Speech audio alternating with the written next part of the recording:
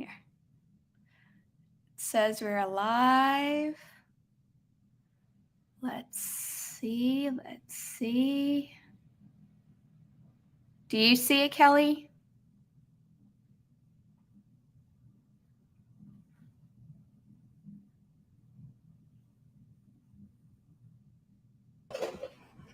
We are. It says that Okay. Okay, because it always makes me reload like 3 times. And I'm like, why? It's my own channel. Goodness, Lucy. Goodness. Okay, there we go. All right. Okay. So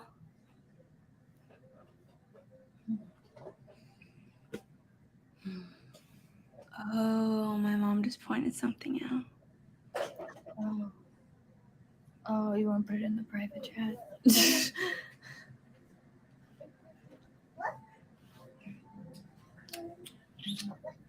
Yeah, I'll tell you in a moment. My mom wanted me to call her, but she wound up texting, which is very unlike her because normally she's like, I'd prefer a call. So Right.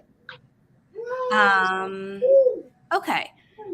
Let me tell people that we're live because I did this really last minute.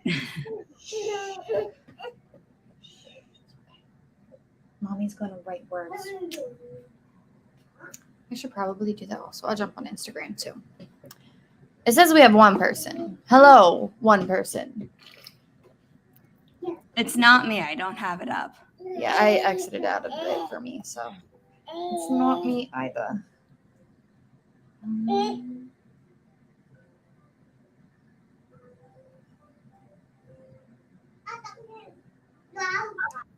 Oof. Okay, let's get you situated, Miss Ma'am. Yes, ma'am. Here.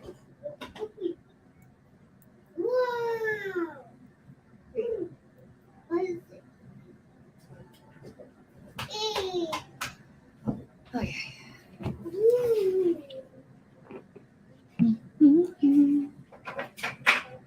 Okay, let me.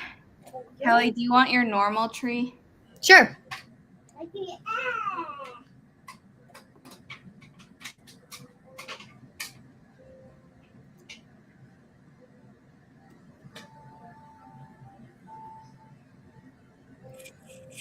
are not doing 180 minutes.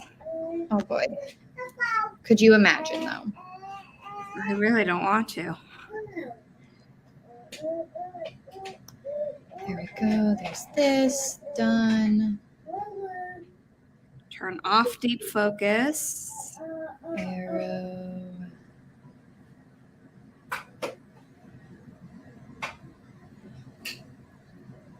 Morning, Dania. Morning, Eva. There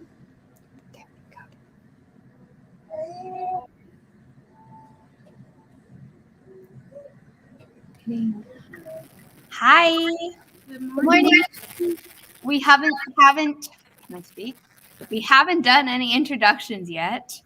So I'm gonna put the Forest Room code up on screen first, and then I will get your thing up and ready to go, so that when you're introducing your Ko-fi link will scroll underneath. Let's go one and get it together.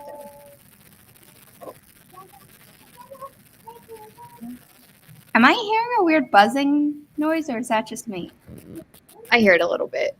It's like static. Okay, I mean, I don't care what it is. I just wanted to know that, like, I wasn't the only one hearing it, because when I hear things that no one else does, it normally means I have an ear infection, and I'm going on a plane in a few days, and I was like,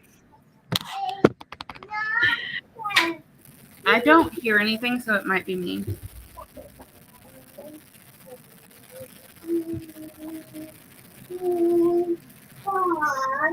We'll just roll with it. Like, I'm fine with it as long as it doesn't mean that I'm crazy or have an ear infection, you know? Valid. Okay, the Forest Room. Regina's here. Hello. is 4 Whiskey Uniform Niner, X-Ray 2, Mike Sierra Golf.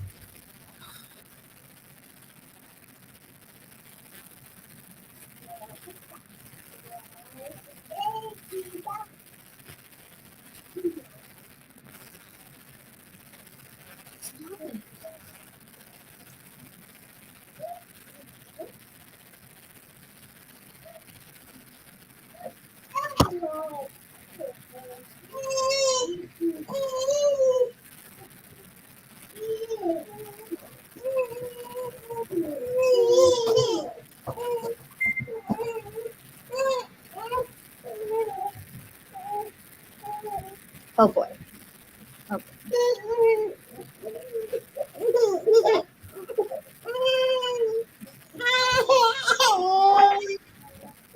Tekia is here. Hello. Good morning. Good morning, everyone. Okay, Candra, would you like to introduce yourself? Yes. Hi, everyone. My name is Candra Arthur. I write horror, science fiction, fantasy, and historical fiction. I also post videos about reading, writing, and all things books. You can find all my links down below on Ko-fi. I'm also one half of Flash Fiction Live, which you can find Saturday mornings at 8:30 on my channel or Natalie Locke's channel. And then I also do some collabs with Nia, the Vixen of Fiction. So follow her and you will see more of me.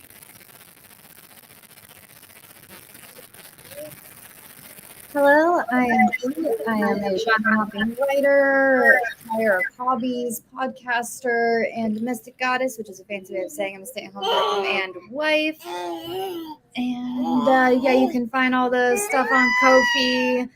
The podcast season 3 doesn't come out till I think, yes, oh my goodness, July. So not too far away. I mean, it's about a month, but it's still exciting. Okay, that's it.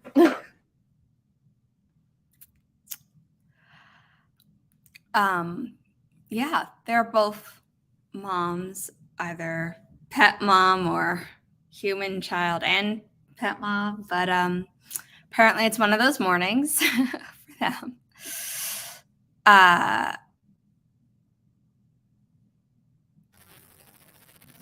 Kelly, you can unmute yourself if you'd like. You don't have to keep yourself muted. Yeah, I just got Lucy squealing, and I'm trying to report to people who are like getting back to me because I've had to move my hair appointment now around like 3 different times, and I feel so bad. And I'm like, I'm so sorry, and she's like, no, it's okay, and I'm like, I feel so bad. Oh yeah, I was wondering about that. Yeah, because I was supposed to be, different hair color right now, but here we are with my roots grown in about 1.5 inches, but that's okay. And she is. She's walking. I can't wait to meet her one day. Yeah, it's gonna be so much fun. You know, everything was going really good until you heard y'all's voices. We're sorry. No, you're good. We're just that popular. He's like, my public awaits. Did y'all see the original series of unfortunate events Jim Carrey movie? I vaguely remember watching it. When he like comes out, when he's like about to go on stage, and he's like, "My public awaits." Yes. I saw something on Instagram, the reels last night, and it made me think of Dobby. I should have sent it to you, but then I had a screaming child, so I had to put the phone down. But it was like a little orange animated cat, and it's like, mother, I crave violence. Yeah. Why is that so funny and so true? Yeah. Okay, why is my iMessage on my phone saying I don't have a text conversation going with someone that I absolutely do? That's strange. I will fix that later. Is she walking? Yeah, she's walking, but then like she takes a few steps, then her legs get too far apart, and then she just decides to crawl.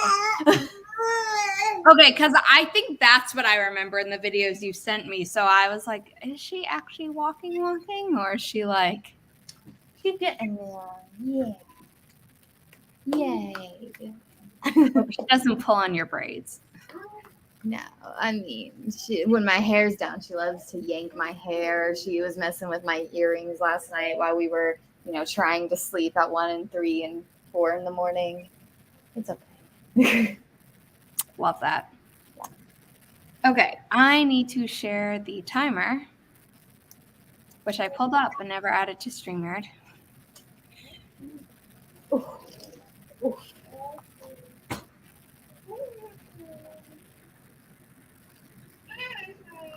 Okay, and we are going to start doing productivity, which for me is putting in contacts, taking meds, and all the not fun stuff of the day. In 3, 2, 1. Happy productivity, everyone.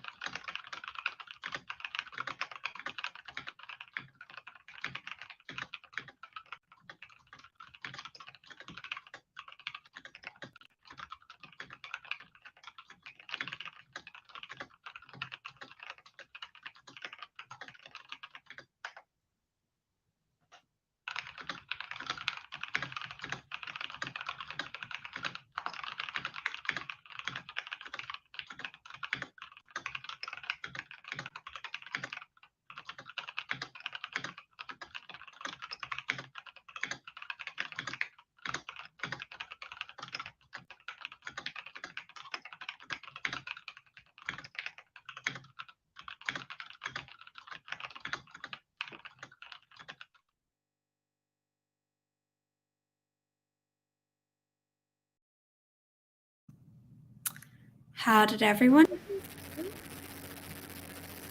I think good. I spent that sprint doing some research. I had put in some really vague information in when I was writing, with the idea of like just get it on paper and then move on.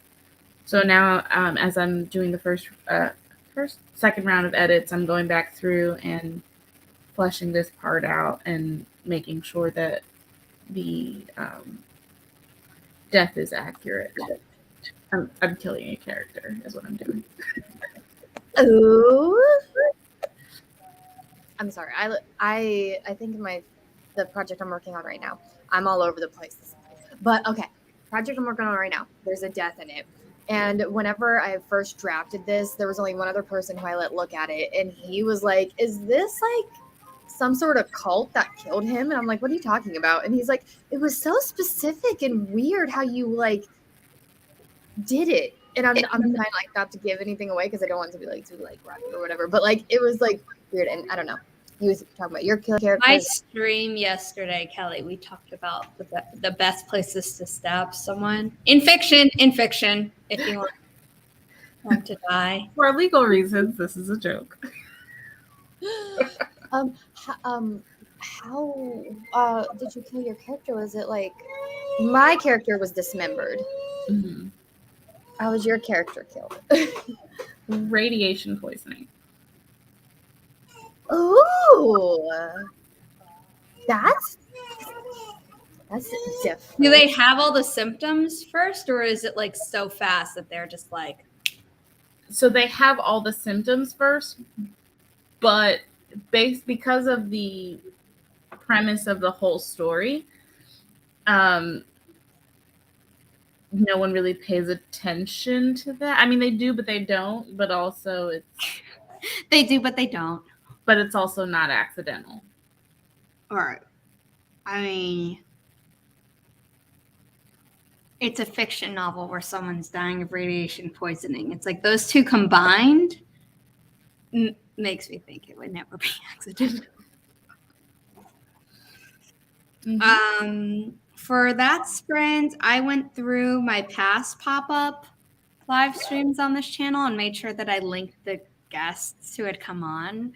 I was good on all of them, and apparently there was just one that I totally, like two that I totally forgot to go back and be like, these are the people who showed up. I'm like, whoops. I had to do that. So. Stop. He's being an absolute treasure. Chandra, do you want to pick a tree? Because I planted Kelly's first. Oh. I'm putting it in the private chat.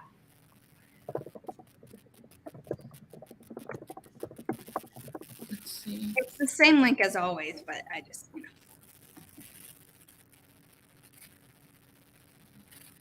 We just did 18, so we could do that again if you want, or we could pick something else. Shiny. Let's do 78. Okay, great.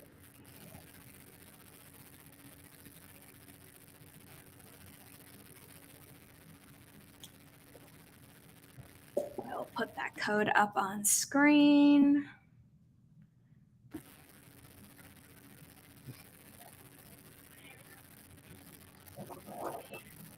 I've been at my mom's for like a week, and it feels really weird sitting at my desk again. Oh, yeah. I mean, I love my desk. I insisted on it because I found it on Amazon, and it was like quote unquote cheap for a desk, and everyone was like, are you sure? Like, that seems really flimsy and unstable and blah blah blah blah. And I was like, look, we can return it if we have to. Mm-hmm. But it's great. It's sturdy. It's exactly what I wanted it to be. It took an hour to put together. It would have been faster if I hadn't been sharing the one screwdriver I had with someone else who was helping me put it together. Yeah, my desk was the same, like not too expensive for the design. Oh my god, Dobby, quit it. You can't. No, because you're not being nice. And so I got it put together, and then there were like a bunch of parts left over.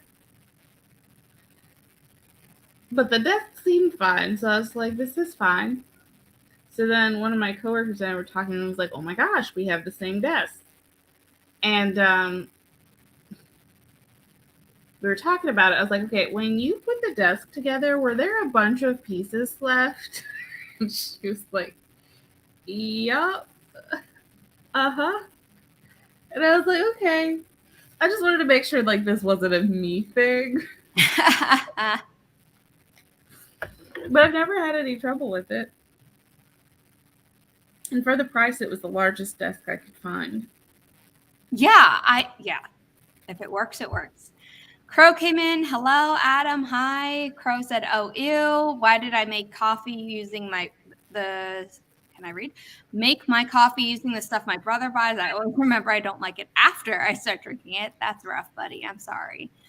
Violet came in and spent the rest of the sprint eating and then is going to set up and get to work. Nia came in.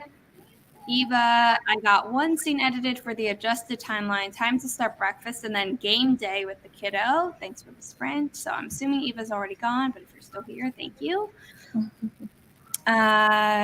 Nia, I'm getting my work organized for today. Glad I checked YouTube and saw the pop-up. Yes.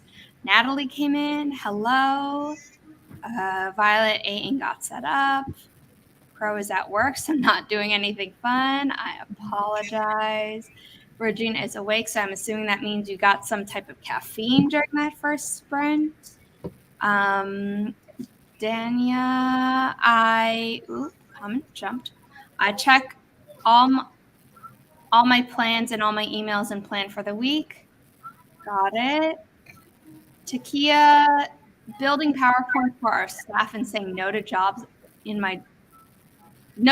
not in my job description. Okay, I was gonna be like, you're saying no to jobs in your job description. I'm like, are you applying for jobs? And now I realize that, like, no. They're asking you to do more work that you are rightfully saying no to. Cool. Dania rephrased her thing and said, I check my email and plan my week. Okay, cool. Natalie, radiation poisoning makes me think of The Flash, where the girl was the cause. Interesting. Mia, I almost typed, quote, I love radiation poisoning, end quote. I need to add in fiction books because not real life. Oh, Nia. We've all been there. It's one of those mornings. It's okay. Yeah, it really is. I haven't had any caffeine yet, which explains why I'm like rereading every comment like twice. I started to schedule my new daily schedule. You know what I mean? Yes. Radiation is one of those means that can do different things depending on the genre. You can't assume what's going to happen. 100%. Caffeine comes next. I got out of bed. That's a win, honestly. I don't think I was like laying in bed knowing that I had stuff I needed to do. And I was like, but also I'm not going to get up. And then I saw the message you sent out about the pop-up, and I was like, I can do this. I'm going to get up right now. I love Kelly. She's like, are you still doing it? And I'm like, yes, while still in bed. I was like, I was going to do it, but I was like waiting until the last minute. She's like, are you going to do it? I was like, I should get my butt out of bed. Well, I only asked because I got up a lot last night, and I was like, okay, I got a crap ton of stuff I need to do today because I decided that I have all these tasks to do, and I don't know if it's because I like the feeling of struggling and pain while working on stuff, or if it's just the universe working against me, but I'm trying to just go with it and just pretend I have everything under control. But like, honestly, guys, she's a bit stressed right now. I think at least for me, that's my normal. And I feel like if I'm not stressed that I'm forgetting something. So I always am like, oh, if I'm not stressed about not getting it enough done, that I could obviously be doing more. And it's like, and my therapist is like, no. And I'm like, well, I tell that to my friends. I used to be like that. I'm Like happy to take my own advice. That's what I have you for. when I was going to college and working and trying to repair a very broken relationship and in a very different home living situation, everything was stressful and I was like super high functioning. And then I found out whenever everything was swept under the rug from me, I lost the job, lost the relationship, and I had to move. I was like, oh, crap. But I don't know. I hope you find some steady Zara eventually because it's really nice. And then this I think we comes back all up. hope for that. I hope for a new steady as well. I found that like once I didn't have to like hold it together and I actually went through the process of falling apart, I was like, okay, no, that's actually fine. I mean, I've fallen apart before, and it's like I really don't like that feeling. Oh no, it's 100% not ideal, but like. So I'm trying to avoid it, but I do think falling apart again would be a good reset button that I haven't allowed myself to do. Yeah, well, it's like, you know, right now is not a good time for a fall apart to be real. It's like come check. It's like when it's like you need to update your computer and a restart is required for the update. I'm like, remind me again later. I can't do that right now. Sorry. I think it was last week or the week before I like had my falling apart. And I think that you're absolutely right, Chandra, where it's like it's necessary to have your fall apart moments because your girl was like crying in the bathroom on the floor and I had the baby gate locked because I'm like, I just can't children right now, please. And it's like, because, you know, stay-at-home parenting is hard. And anyone who says otherwise does not understand. Yeah, like, it's hard on someone's mental health. But anyway, long story short, I was in the bathroom crying, and Luna unlocks the gate, comes in, shuts Lucy out, comes over and gives me a hug. And I'm like, I never wanted this to happen. I never wanted my child to see me cry and think that they have to comfort me. Because, like, with my parents, I was, like, a parentified child. So I was like, okay, maybe I'm going too much into, like, stuff right now, and we should just get back to sprinting. Because I'm sitting here thinking, oh, I'm just talking to my friends, which, I mean, I am. I have friends in the chat as well. But, like, no one wants to hear this. Let's talk about the story stuff. I don't know. I think it's. I do want to hear about you.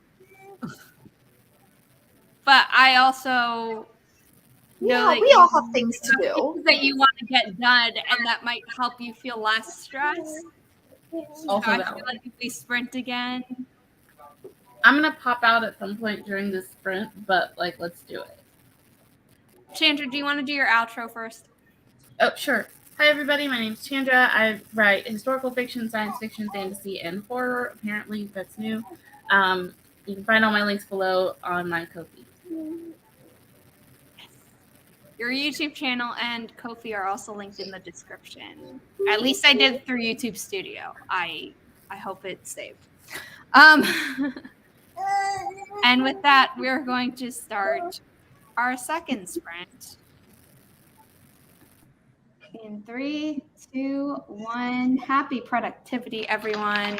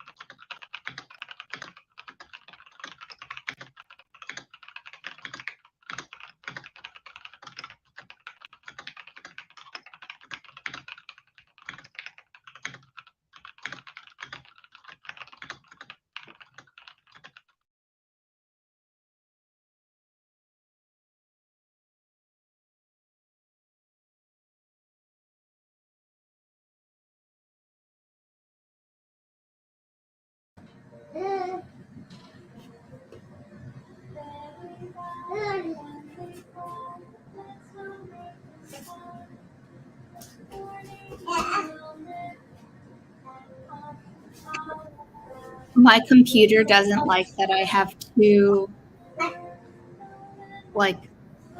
those open, so I really think I have to do something about my computer. Because it used to be fine, and now it's not.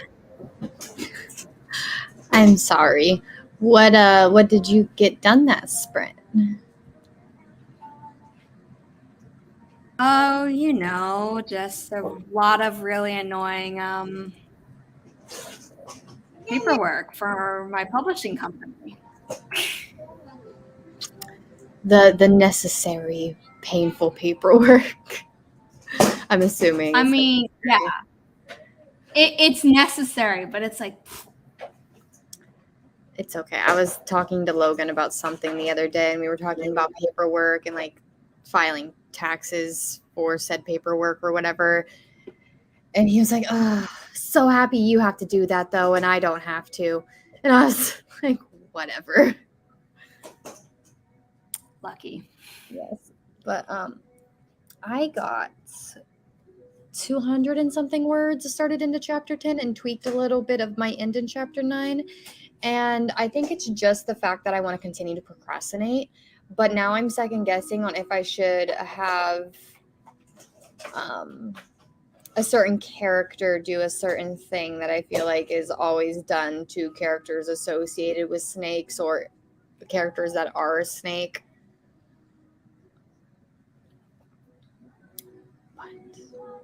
That's where we're at. And then I was thinking, oh, maybe I'll just do a little picture and see what I'm feeling. But then I'm like, no. And then Luna wanted me to make her a slide out of cardboard. So I did that momentarily. And then it quickly became Mom, let's put it back together into a large box instead of the box it was originally so we can make a ball pit. So that's where we're at now. Got it.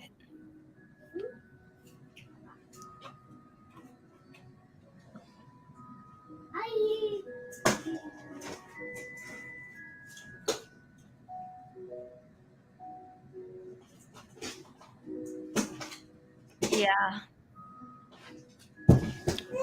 Oh.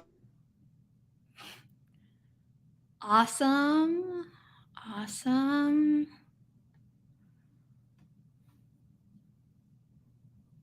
Yay! Yeah, that was a lot of fun.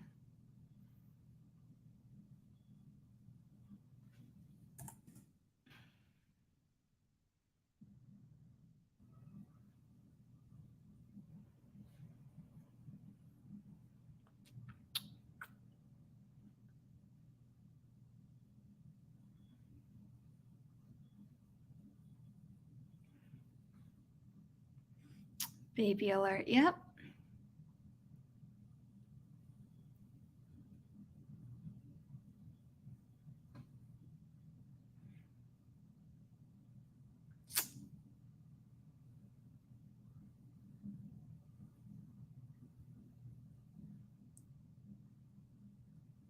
Sorry, I'm trying to see.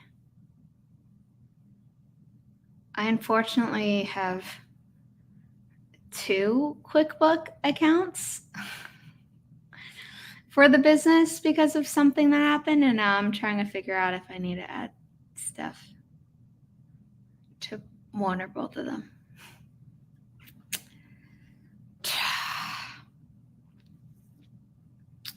Okay. Let's set up the next forest room.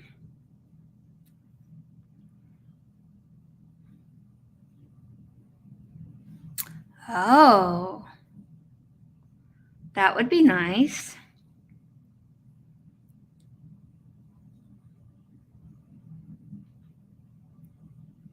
New olive oil container. Cool. The cat toy got the better of Lucy, but we're all situated now.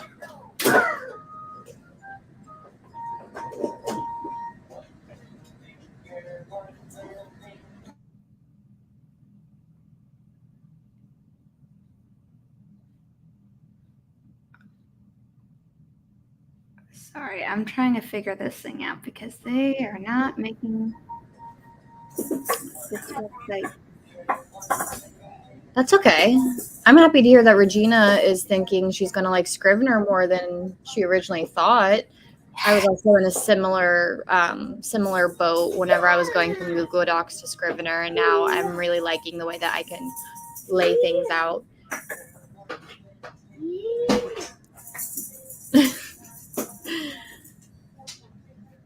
I forgot that I can do this. The things I get excited about as an adult would have bored me to tears as a child. I agree. It's like one of those things where it's like, oh, you know, when you were young, you went out and did like X, Y, and Z, but now you're like an adult and you take pictures of your plants. That's the stage of life, you know, where it's like, oh yes, peace, inner peace. I like that. I mean, if it makes you happy, it makes you happy. Exactly. Zara, do you have deadlines for this paperwork? Regina would like to know. Yes, no. There's one thing that should be done as soon as possible. So I do actually have a meeting for it at noon today, which is like an hour and a half from now. So if we're still streaming, obviously I'll just put myself on mute if we're not already on a sprint. And then the other thing, the next actual deadline is August 30th, but I need to be published. I need to have an announcement of the formation of this company published by August 30th into county-approved newspapers. So I need to call the county clerk's office and be like, what's the list of those? Nice. Tekia, am I pronouncing that correctly? At your current job and for your personal business. Okay, well, I no longer have a current job aside from running this business, but just to clarify, do you and clientele use NDAs? I will be using NDAs for my authors just to like protect them and things like that. Also in the, well, it's not a specific NDA. It's within their book contract that it will say, like, the contents of this contract may not be discussed with other people. And then I think what I'll probably do is like add a, caveat where it's like, you can talk about this with family if you choose, Yes.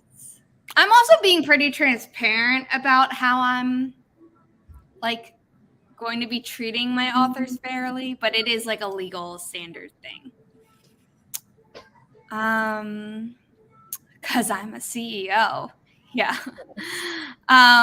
What is my process for submissions? It is currently on the website, which I realized my like template for what I put in the description of my streams for some reason doesn't include this yet, because I apparently fell down on the job for that. So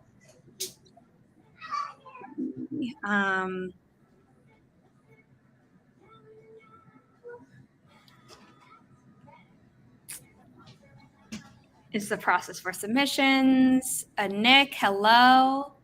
Good morning. Nia's not there with Scrivener yet. Yeah, I need to make the guide. Listen, Nia, we will get you. Yeah. We'll get you here. Our side is better. We have cookies on the dark side. Hi, Miss Ma'am. What are you doing? Hello. Yes, hi. I'm still looking at the olive oil container. I don't have one. I just get hold on. We used to go to the craft store to get containers. So like for my sugars and stuff, I would go to the craft store to get like the glass containers, because normally you can get glassware at craft stores pretty reasonably versus like home decor stores. But we have not done that for a while. And then we started reusing baby formula cans for some other storage bits. But like, I love this because when you open it, it has a spout. See, that's whenever we bought our olive oil, vegetable oil, our oil containers from the craft store, they had a little spout that was removable, so you could like refill it. It was really nice. But then Luna got a hold of it and broke it, so we have to get another. Yeah.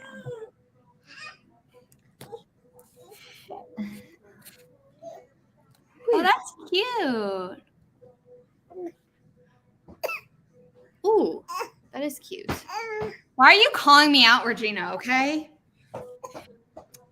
Why you gotta do that? Because she knows. You and her are like the two people, and Natalie and other people, obviously, in AuthorTube, but like you and Regina are the ones who most often message me and are like, you have so much on your plate. You should be calming down. And I'm like, when? Listen, we will get you a very nice, relaxing vacation where you will be isolated from everything, and then you'll be able to just be still and enjoy the stillness.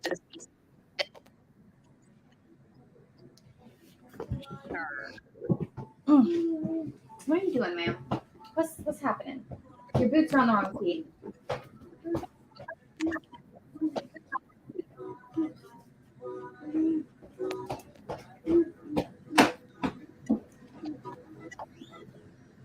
Oh, Cooper. Okay, I'm gonna.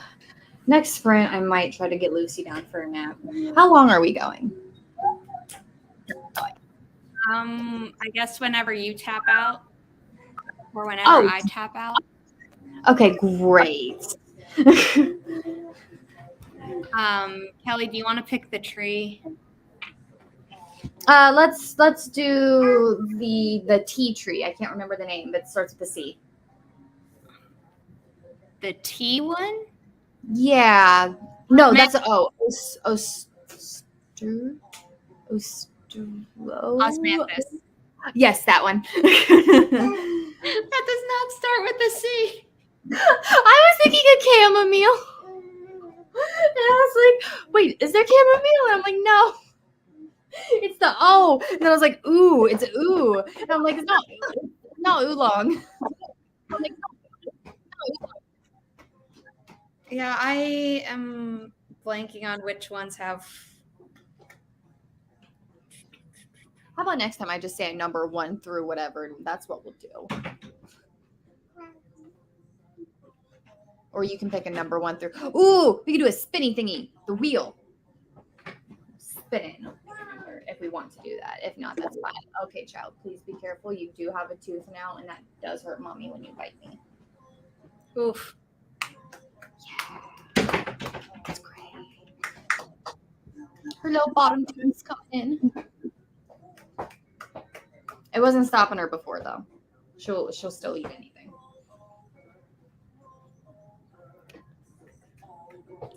Okay, let me set up the forest room.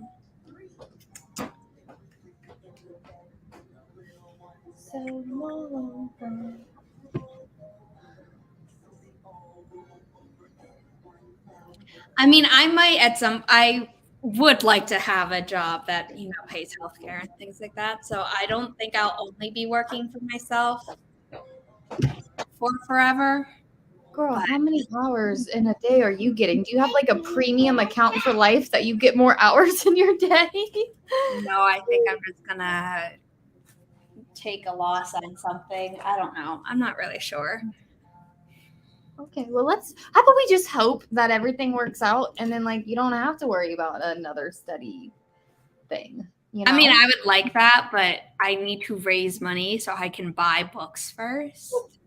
Okay, that's true. That's true. So I'm working on that, and if you would like to help with that, it's a lovely segue. Little amount counts towards paying authors. Yes, and if you cannot donate, you can probably share it on your social media so that way other people can see. Yes, please do. And if you are sharing it on social media, please be sure to include the biggest selling point of my publishing company, which is it is uplifting marginalized voices without forcing that marginalization to be front and center in the story, which is often traumatic for the author to do. So, An LGBTQIA author does not have to write about the discrimination faced. Regina, it's payday. You know what that means. Yes, I do. And you are, God bless you. I saw Regina got her pre-order in. Yes, I did see that too. Do we want to spout that off real quick before we do the next sprint while everyone's getting ready for the room? Yes. So Kelly and I have a podcast called Rightish, which you may or may not know about. It's up here. And we have a pre-order going for color changing mugs. So the mug starts off like, it comes with a spoon, which is really cute. And it gets held in the handle. And the mug starts off black and it's pink on the inside. And then when you add hot liquid, it becomes white. And you see our beautiful logo as designed by Kelly. Yeah. Everyone was wanting or asking Zara about it. And I was the one that was being the roadblock in the situation. And her last day, she's now officially graduate. I am. Yes. As of last Thursday. Yeah. So now she's officially a graduate and everything's good. So I'm like, okay, one thing's off your plate. Now we can add this onto it. So pre-orders. We need enough pre-orders to buy the thing. And then we'll ship them out. If you are not in the market to buy and support us financially like that, you can always just share. We love a good share. So yes. Let's go ahead and do that. So share this. And this. So this link and this link. Share far and wide. Shout it from the rooftops. Yes. Okay. I'm going to link for the pre-order. I'll pull that. I'll find that. Okay. But I am going to switch back to this because we are not on. My forest room says there is an error. That's weird, Regina. I see other people in the room. Yeah, mine says waiting for host to start. Well, that's because you are waiting for me to start. Yeah, but there's like no error. Yeah. Oh.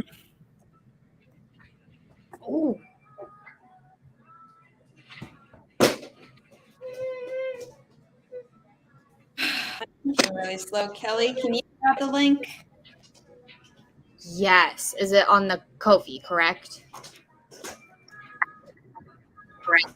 Yeah.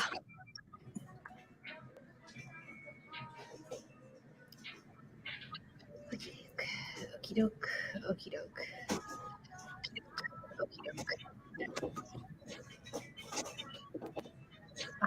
How can I do the copy this? Wait, is the pre-order period over, Kelly? I thought it was going to the end of the month. Here it is. The shop. Motion.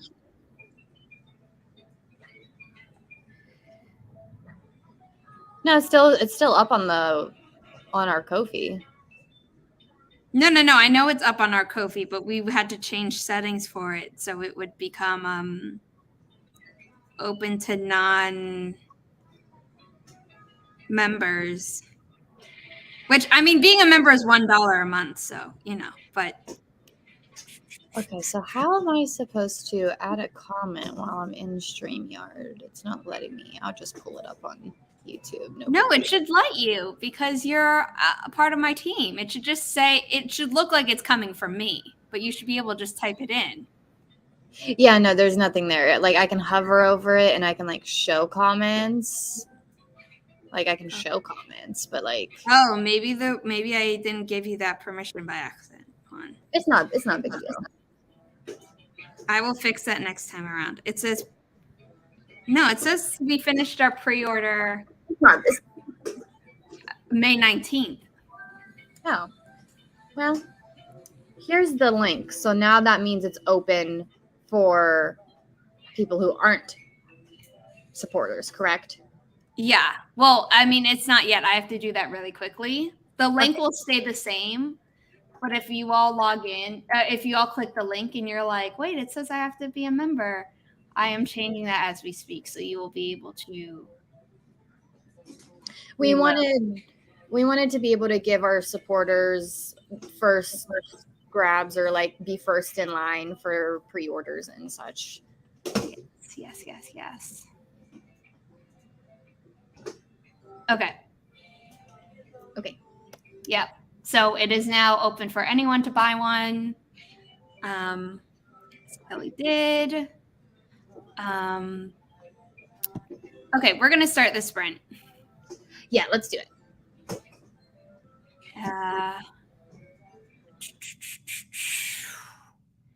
In 3, wrong app. 3, 2, 1. Happy productivity, everyone.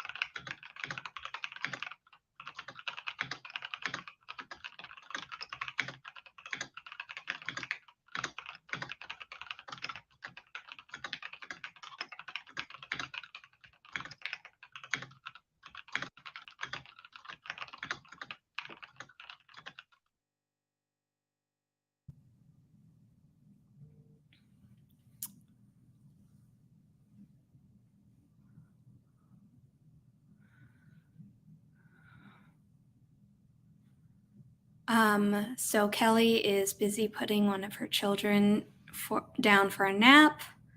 So, yep. How did everyone do?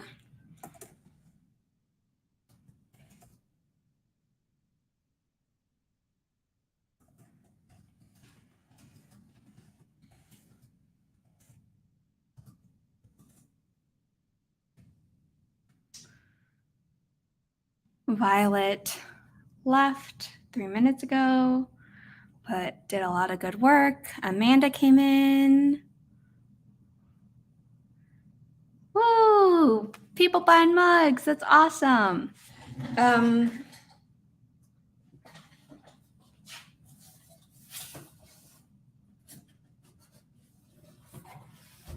So this is what your mug will come in. A pink box. And it'll look so pretty. I've been storing them flat, so I actually probably should put one together. But yeah.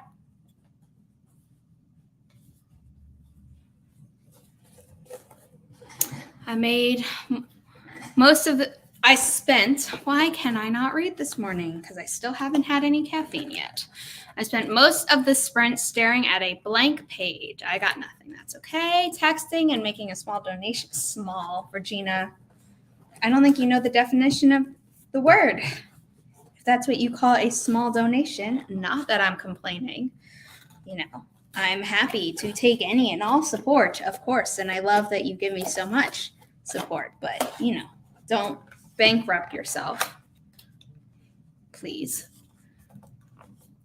I mean, eventually you'll be getting published, but I don't know who will be the first books getting published by Inimitable Books because it depends on who submits. And I'm not publicly asking for submissions yet because I'd like to be able to move kind of fast on it once I decide to offer a book deal to someone. And I need to be able to pay someone at least some of the advance, have 50% of the advance upon signing. There we go. So that's what it will look like.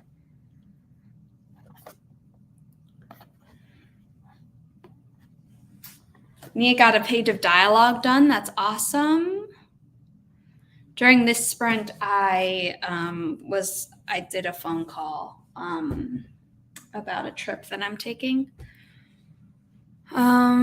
Got a few lines of dialogue in the new project. Progress might be spotty for this stream because I'm at day 1 of my job. Got it.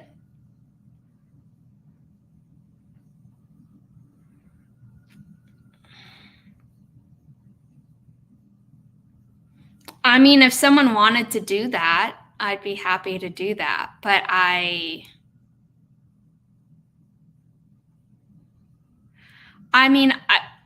in traditional publishing as it stands, I don't know if I'd ever recommend that, even if it was my publishing company, because I wouldn't want people to feel like that was being predatory.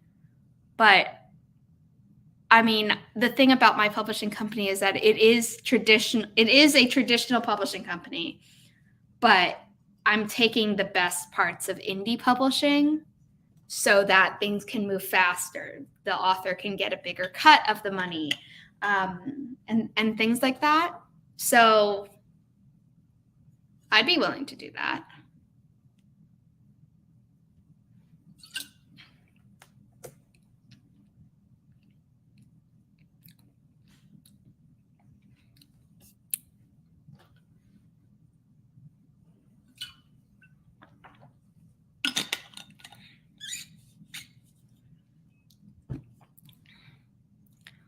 No, I feel giddy saying it too, and the fact that other people feel giddy when I say it makes me very happy. Forest room.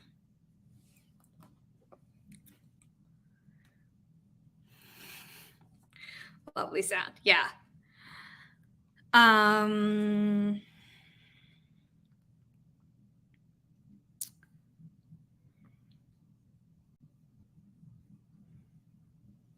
Sorry, just checking what tree we should do.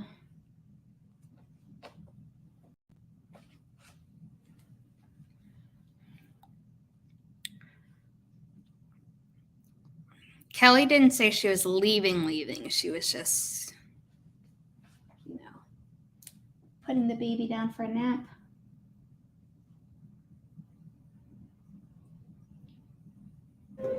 All right, I have returned. Baby is sleeping, and Luna is content with her tablet and drink. So I'm thinking definitely going to be able to do things on the next sprints.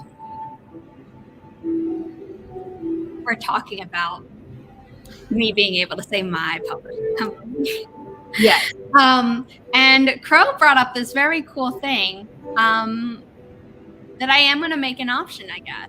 But it'll be something I talk to with each author. I'm not going to Kelly don't feel any pressure. Well, I feel like that would also probably help you get some books in the beginning. Yeah. I mean, the thing is that and I said this on my stream yesterday. Yes. I don't think it was on AuthorTubers React. Maybe it was. I don't remember. Anyway, sometime this weekend, this past weekend, I said on a stream that I was on screen for that I will be paying authors the white rate so that any BIPOC, LGBTQIA or otherwise not mainstream author isn't getting gypped money wise in their advance based on what other white people doing the exact same thing as them. So debut fantasy would be getting, but they're also and they're not the cheapest advance that goes out, and it's it is a nice advance by industry standard, but it's not so high, and I'm trying to keep it not crazy high because I'd rather that the authors earn out and get royalties than only see that one lump sum, which looks amazing, but then when you distribute it out for expenses for a year, you're oh, that lasted me a month or two, maybe, depending on where you live. It got exposed into what publishing paid me on Twitter in 2020. I do remember. But yeah, no, there are publishing companies that my publishing professors have said that oh yeah, it's absolutely still a thing where some editors, and I'm not saying that my professors who are editors are the ones who do this, but they have said that they have absolutely worked in publishing companies and know that there are still publishing companies that will be oh, well, we already have our Black author. Which is terrible as looking at it as a check mark. Is that what I'm thinking? Yeah. Quota, check mark, whatever you want to call it. Yeah. I mean, Crow, you're absolutely right. I didn't think that anyone would be interested in that. I will just do whatever you need me to do to get this going for you so you can start. Okay, Kelly, no, we will. Okay. But yeah, this is still ridiculous. Yes. And it makes me so mad, which is one of the reasons why I was no, I need to. I don't know how often it also gets talked about, but I saw a Twitter thread that this some is marginal the box that people are going to get their mug in, and if you would like to, Kelly commented it in the chat. It's a color-changing mug. If you click that link, you'll see a video of how it works. Anyway, continue, Kelly. You recently saw a video. Well, I saw a thread on Twitter, and I forget how long ago it was, but it was basically a marginalized author making a thread about how they had a retelling story, but was told that, oh, well, we already have our Black Cinderella story. And I'm how many white Cinderella story retellings are there? I recently saw a new Black Cinderella retelling story, from Barnes and Noble or whatever. Mm-hmm. And I was yes, there's another one. been so bad about reading books that like I haven't read the first one that I saw, but it's like, give me more. Well, you know what I'm excited about, and I know for your girls to get the book that I told you about Chinese Cinderella. I am excited about that, and I'm also excited because I'm going to get to read it. But yeah, it's weird to think, like, because obviously before my exposure to any of these issues were very non-existent. So like seeing it is like still sometimes very like WTF. Why is this still a thing? Like, oh no, there are tons of things in the world where it's still like WTAF at minimum. Kelly, do you want to click on the forest species link that I have in the private chat on screen so you can pick the next tree? I'm going to put the code up now, people, but understand that the tree that you see is the one we just planted and will not be the one that we are planting again. Let's do, you know what? We're getting real close to June. Let's do 35. Where's my phone? Why am I a mess today? You're a mother of 2 girls who are less than 4 years old. Younger than 4 years old. Less. Although in French, you say, I have number of years. So I guess I would say they have less than, or fewer actually, because you can count it. So it would be fewer than. I think that's the same in German. Don't quote me on that because I'm still learning, but I think it's similar. Where did it go?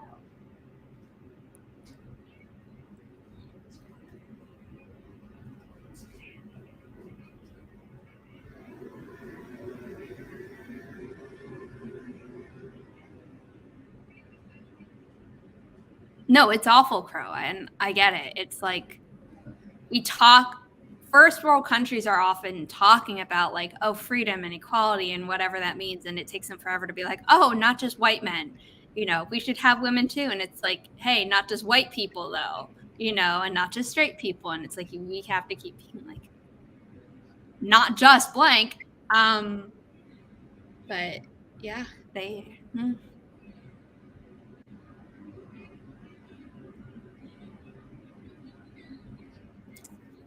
I agree with you. I just feel like I have nothing more to add that hasn't already been said or that I haven't already said before on screen. And I really don't want to like drag it out because I know sometimes it's not a fun thing to talk about whenever we're trying to focus and have a good time with our stories. Yeah, that's totally fair.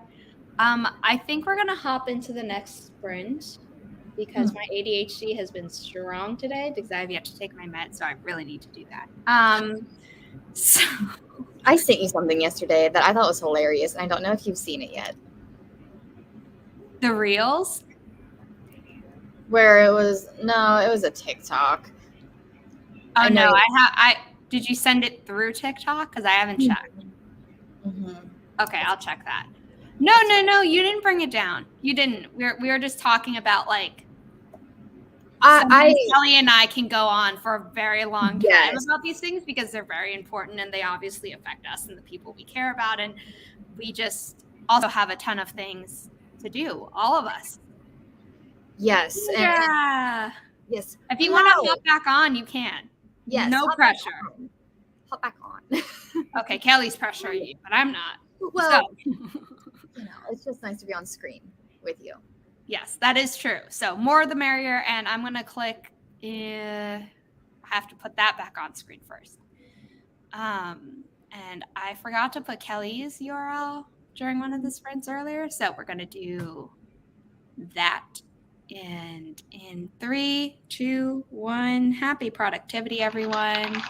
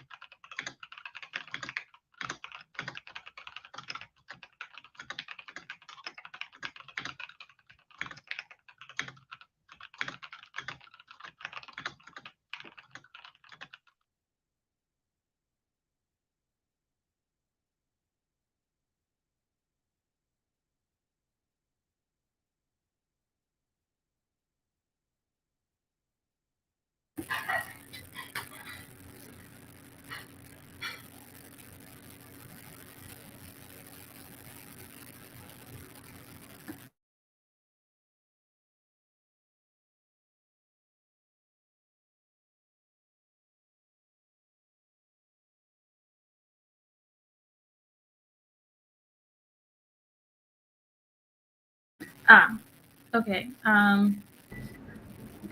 So I just saw the banner and I was like, wait, what? Where are we? I finished with the symptoms for radiation sickness, and I went ahead and like wrote up that part. So that I moved on to the next section, and now I am researching how to clean up um, radioactive waste and decontamination showers and all of that kind of stuff, which is proving much more difficult than I expected it to be to find like what okay, I get that there's a decontamination shower, but what do like I know you're not just using Dial. Like what soap are you using? It's like you are not using Dawn to decontaminate. Right. Are you? I mean, I don't know. They use it for oil spills. It could be, but I just need you to say that. I wish that could like it would for you be more easier access to find out that stuff. I know my sister-in-law's a strange one sometimes, and on one of her wedding anniversaries before the panini happened and everything happening right now in Eastern Europe, she wanted to go to Chernobyl as like a anniversary thing, and I'm like, oh, okay. I get it. I mean, you know, I get it. I do. But that's the thing. Like, for as difficult as it is to find that information, do you know what I found a ton of? What? Would you like to buy this decontamination shower? Here's how easy it is to set up. It's completely portable. It comes with a shower that can accommodate someone who's standing, sitting, or lying down.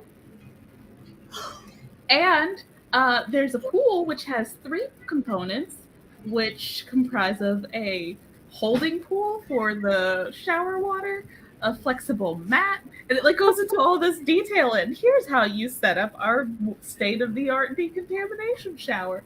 You can tell me all of that, but you can't tell me what kind of soap I need.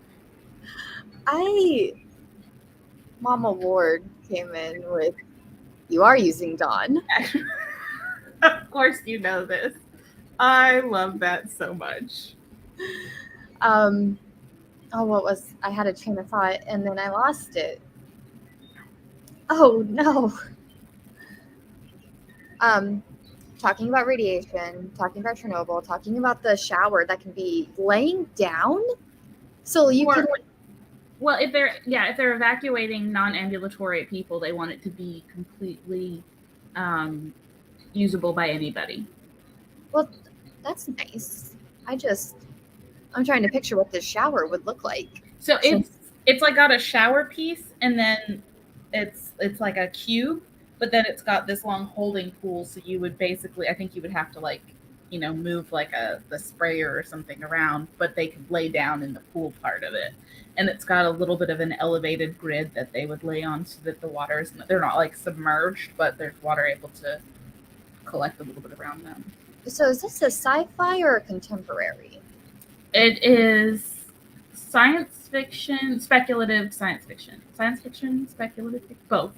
Yes. Okay. I was going to be like, I will believe whatever you tell me. Yeah, so it's futuristic, but still on Earth.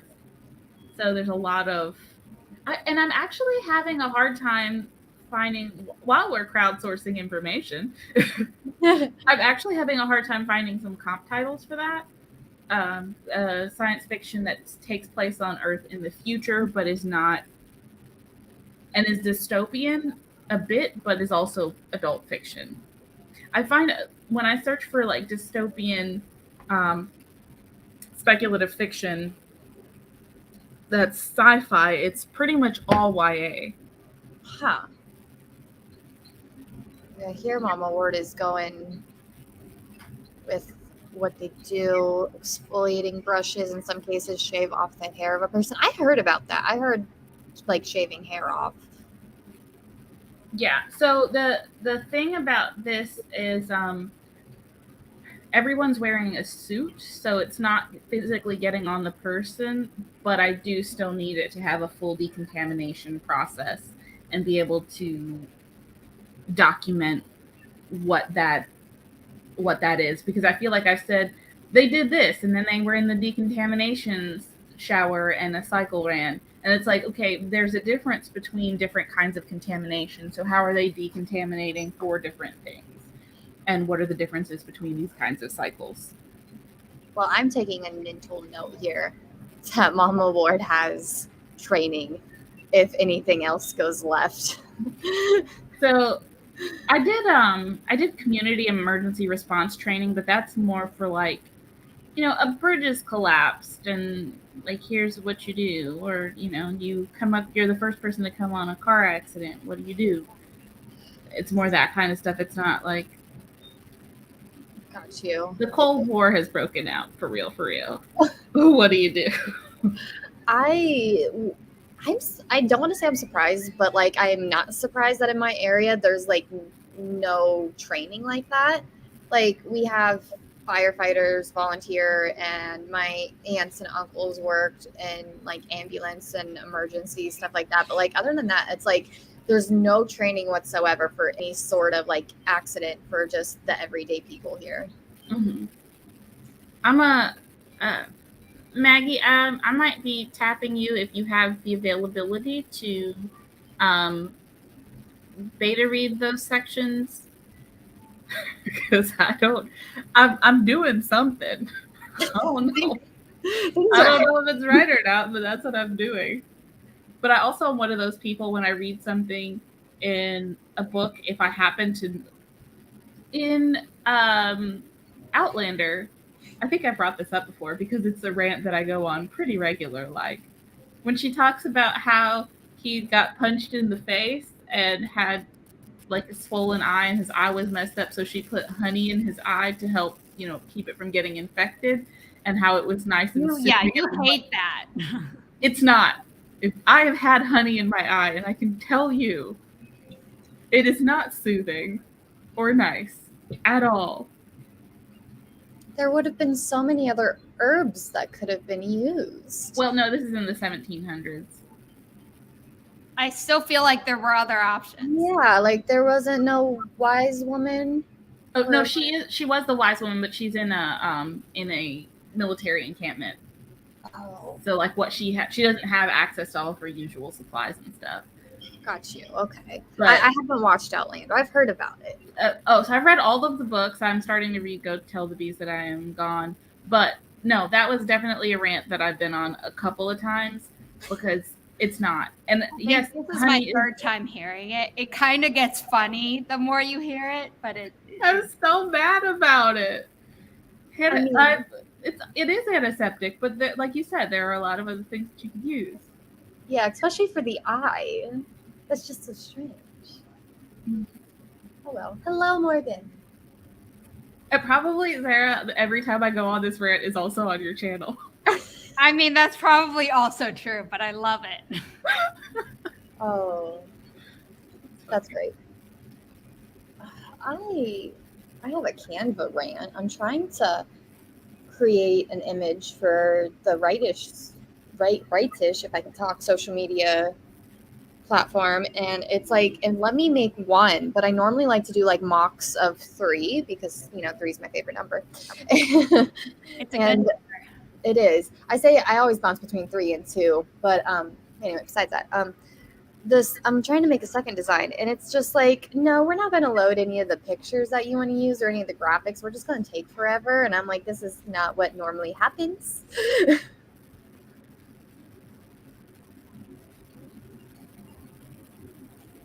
Like, it's still being wonky, but oh well, I guess we're going to work with it. No, I saw your message. I can do it. Okay, because I was like, I think the one I have is like, it's cute, but like, you know how I like to do things.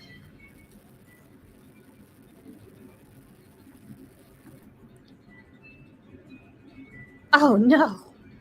I didn't realize that I needed the project / thing. So team designs, no. Where shared with me? Can you share it with me again, Kelly? Because you know, like how sometimes it's like it should be showing up for me immediately, but then like it just obviously isn't because it's weird. Yeah. Maggie, thank you for the. Oh no, I see it now. I had to reload. Oh, okay. I just put it on my TBR. I will read that. Thank you. Also, to your note about if Golden Seal and Eye Bright are not available, yes. However, even if honey was the only option, do not describe it as being soothing and cool because it does burn like the fires of hell and it will make you want to cry. And your nose will start running. It is not soothing. It is not soothing. What is not soothing? Well, we were talking about the honey and Maggie said Golden Seal and Eye Bright are the best things to use. If honey is the only option, then like go for that. And I absolutely agree. But I was just saying that the biggest problem I had with it in the book was that she described it as being soothing. And yeah, what Maggie said, honey hurts in the eye or when applied to burns. Yes. I've gotten air in my eye that burns. I can't imagine what honey feels like.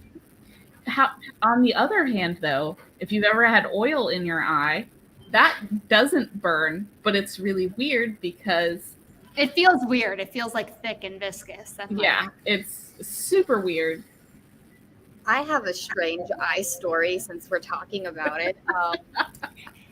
If everyone's ready to hear something traumatic that happened to Kelly in the 3rd grade, I think I was in. If you're squeamish, maybe mute us. And then we'll all wave on screen when it's safe to unmute us. I think Sarah already knows this story, but I do. That's why I'm giving that warning. I was in the 3rd grade. And long story short, I got stabbed in the eye with a plastic fork. Yeah. And it felt so weird because whenever I was looking, I felt the fork as if it was like an extension of my body, and it was so odd. And I remember freaking out, thinking that there was going to be a lot of blood, but there was none. And then the nurse, like they weren't sure like to pull it out or not. So like they had to be like an ambulance come to the school and everything. It was really crazy. But I was like super close, I guess, to becoming blind in that eye because it was very close to my pupil. And yeah, it was crazy. That is crazy. Like when you said crazy eye story, I thought you were going to be like, I decided to finger paint my eye. Like, no. I got stabbed in the eye with a plastic fork as if I was like in the jail yard. Super casual. Yeah, and I mean, I guess another like a more casual story about like an eye story, because I've had issues with this eye, is I also had shingles in it as an adult. Oh, so that was never told me that. Yeah, that was more like recent years, and I kind of forget about it. But then whenever I start having issues with that eye, Logan gets worried because he's like, that's the eye you got stabbed in, that's the eye you get shingles in, like what's happening? And I'm like, I don't know, I'm just having a little bit of a headache behind it, and you know, it's sore. And he's like, okay, how about you go lay down? Just go lay down. These comments are enlightening me. Yeah, definitely don't put eye makeup on while driving. 100% on that. Was that an option? Because I feel like that should never have been an option. It shouldn't be, but I've seen it a lot, like a surprising amount. And from Maggie's story there, yeah. How long do they leave it in before they pulled it out? Oh, so they left it in until the ambulance got there, and they were like looking it over, and they were like, yeah, it's gonna have to come out. And whenever they pulled it out, it was the strangest sensation because it didn't hurt as much as I thought it was going to. It didn't hurt as much as it did going in. That is crazy. Yeah, and the kid, I don't even think he got suspended for it or anything. Oh, he did it on purpose? Well, sounds like another story. We don't have to continue that one. Yeah, well, we're not going to go down that rabbit hole because... Fair. It was nice. But yeah, I've had a lot of like weird stories, and I also fainted, I believe, that same year because my knees locked. And I remember waking up in the hospital and like trying to pull all this stuff out of me because they had like all those IVs running in me, and I was like freaking out about it. Well, yeah, if you don't know what happened, I would also be freaking out about it. I just woke up and I saw my dad and I saw the stuffed animal I took to school that day because me and my group of friends were playing with our stuffed animals. And then I saw all the tubes going in me and I started freaking out, and then they had to restrain me, and it was not a good time. I fainted in the shower, actually. And yeah, it was not. Was someone else like home with you? Yeah. Fortunately. Okay. Fortunately, I said something. I was like, "Hey, I don't feel so good," and so they actually ended up catching me before because I just like went like a plank to face plant towards the back of the shower, and they like got in there, and I was like trying to say what was going on, and I never could. Like apparently, I was like just whispering, and then like my vision like it started to like get fuzzy on the outside and just went in like. And then it was like static on a TV. Ooh. And then I'm concerned about y'all. Like I used to think that like all my crazy stuff was like that, and then I hear about your things, and I'm like, you know what? I'm concerned about all of us. Yeah. Well, if you need to write a description of what it's like. Oh, we were supposed to wave when we moved on to a new topic. Oh. So. That eye thing is gone. We're now talking about fainting. My cousin once fainted in the subway, like, and could have fallen into the tracks, and that obviously that's bad, right? I don't need to go into more detail about that. Yeah. Luckily, there were people around who've like caught her before she like fell and like got a concussion, or like much worse. Yeah. And I'm pretty sure they like went through her phone and found her emergency contact or whatever. But I heard that and I was like, you know, for all the bad shit that's happened to me, that hasn't yet. And knock on wood, won't happen to me. I felt very similar with the fainting experience, Candra, where it's like everything like zoomed in, and I took out a kid whenever I fell because it was like choir practice, and my knees locked. And I remember looking at like one of my friends, and I thought he was looking at me funny. I'm like, you know, third grade, I think it was the end of the year, and I was like, what are you looking at? Yeah, I'm like, what are you looking at? Like, you're kind of being weird, because this was also my childhood friend. Like, and this is whenever everyone was also talking about like liking people and stuff, and I was very much like not at that level yet.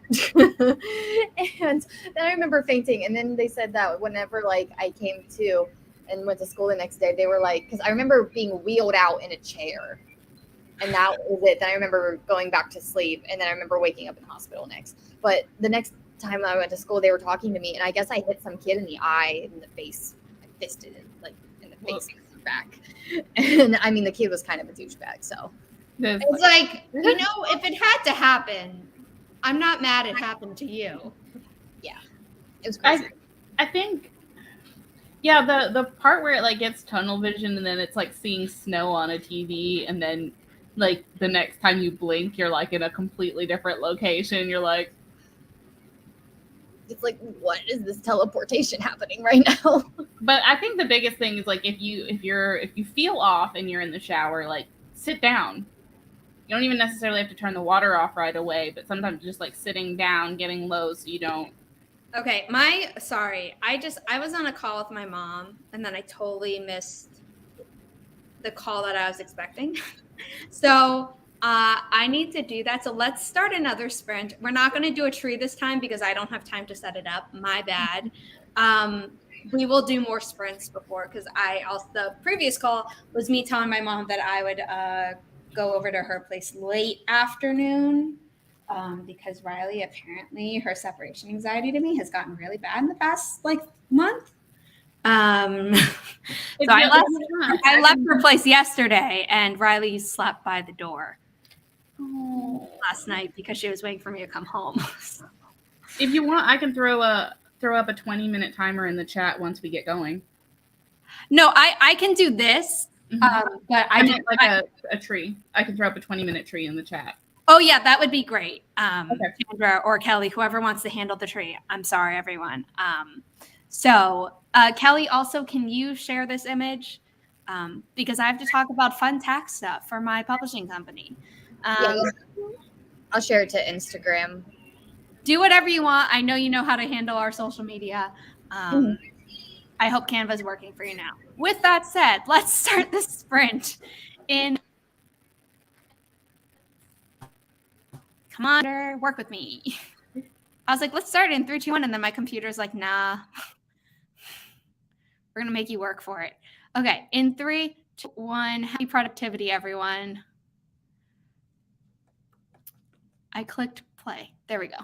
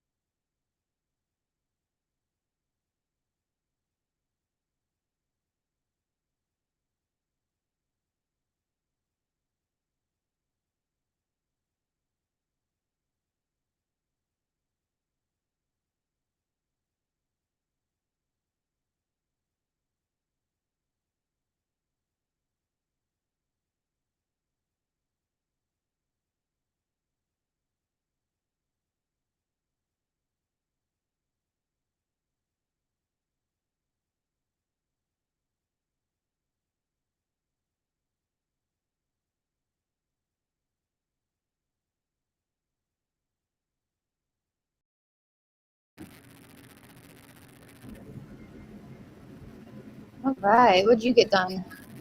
I got a snack. Ooh, yes. We love a good snack. And I put down a bunch of resources on decontamination. Mm-hmm. Did a bunch of reading. Apparently, 409 is something that can be used to clean up certain kinds of radioactive material. Like you blot up whatever. Dobby, stop it. He's being the worst right now. You blot up whatever kind of liquid it is. And he literally is stealing. I have to be careful about what's in the trash for both my cat and dog because they both like to steal trash. Girl, my cat Nymph. Logan will, whenever Logan is getting ready for bed, he'll leave his clothes right by the bedside, right?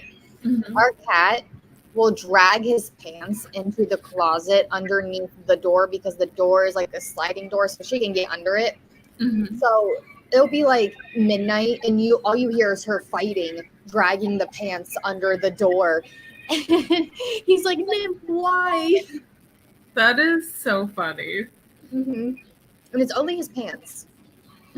But oddly, pets are weird. Pets are just weird.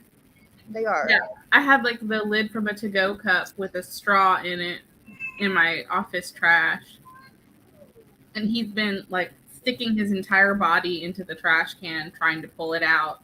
And I was distracted, and he finally got it, and I'm just like, Mother, I crave the straw, mother. he really did. And so yeah, I finally figured out though he actually emptied his bowl for once this time. Usually he yells at me because there's a little food left and I'm like, oh. And I'm like, no, you have to eat it because it's gonna go stale and then you won't eat it. So we did that. Do they does Dobby eat in a little circle? So whenever Nymph eats, she'll leave the outer rim for people. And I guess cats do that because whenever they're eating, it's something about they don't realize that they just push the food out. Oh, he knows. He knows. And the way that I know he knows is because if I still continue to not give him more food when it's like that and he acts like he's hungry, he'll eventually go back and eat everything out of the bowl. So I know he can see it. I know he knows it's there. He's just particular. He's a particular cat. He is. So it's fine. It's totally fine. This research, though, it's very random, and there's not as much to it as you would expect there to be. So the FBI isn't going to come in because your Google search history or anything? I don't think so. I mean, they might, but the websites that I found are OSHA, and then the CDC, because it's Maggie was saying, it's the same process and setup for bio and and this is why a lot of the spill setups would be portable, because if a truck is transporting chemicals and it has an accident, then how do they clean up those chemicals? That makes sense. So they would set up portable, and based off of the size of the spill or whatever, then you would decide how many decontamination stations you're going to need based off of the number of people who are going to be working on it. And then once you get done and you've cleared the zone, you go out through different zones and all of that. So it makes sense. It does. I think the reason why I love fantasy so much is while there is some research depending on where you're drawing inspiration from, Bree and I are doing a co-written story called Project Metal, and we're trying to do a love letter to our German heritage by implementing different fairy tales and lore. And it's odd because I'm this is a fantasy novel that's inspired by this, so it's I'm doing research, but it's also weird because it crosses over into my research that I'm doing for my craft. So I've never had to research anything chemically or anything to that nature. And I should probably research the way I murder my characters, because I feel like that's important. And I should be doing that. I should be a good writer and do my due diligence. But I'll do that in the next draft.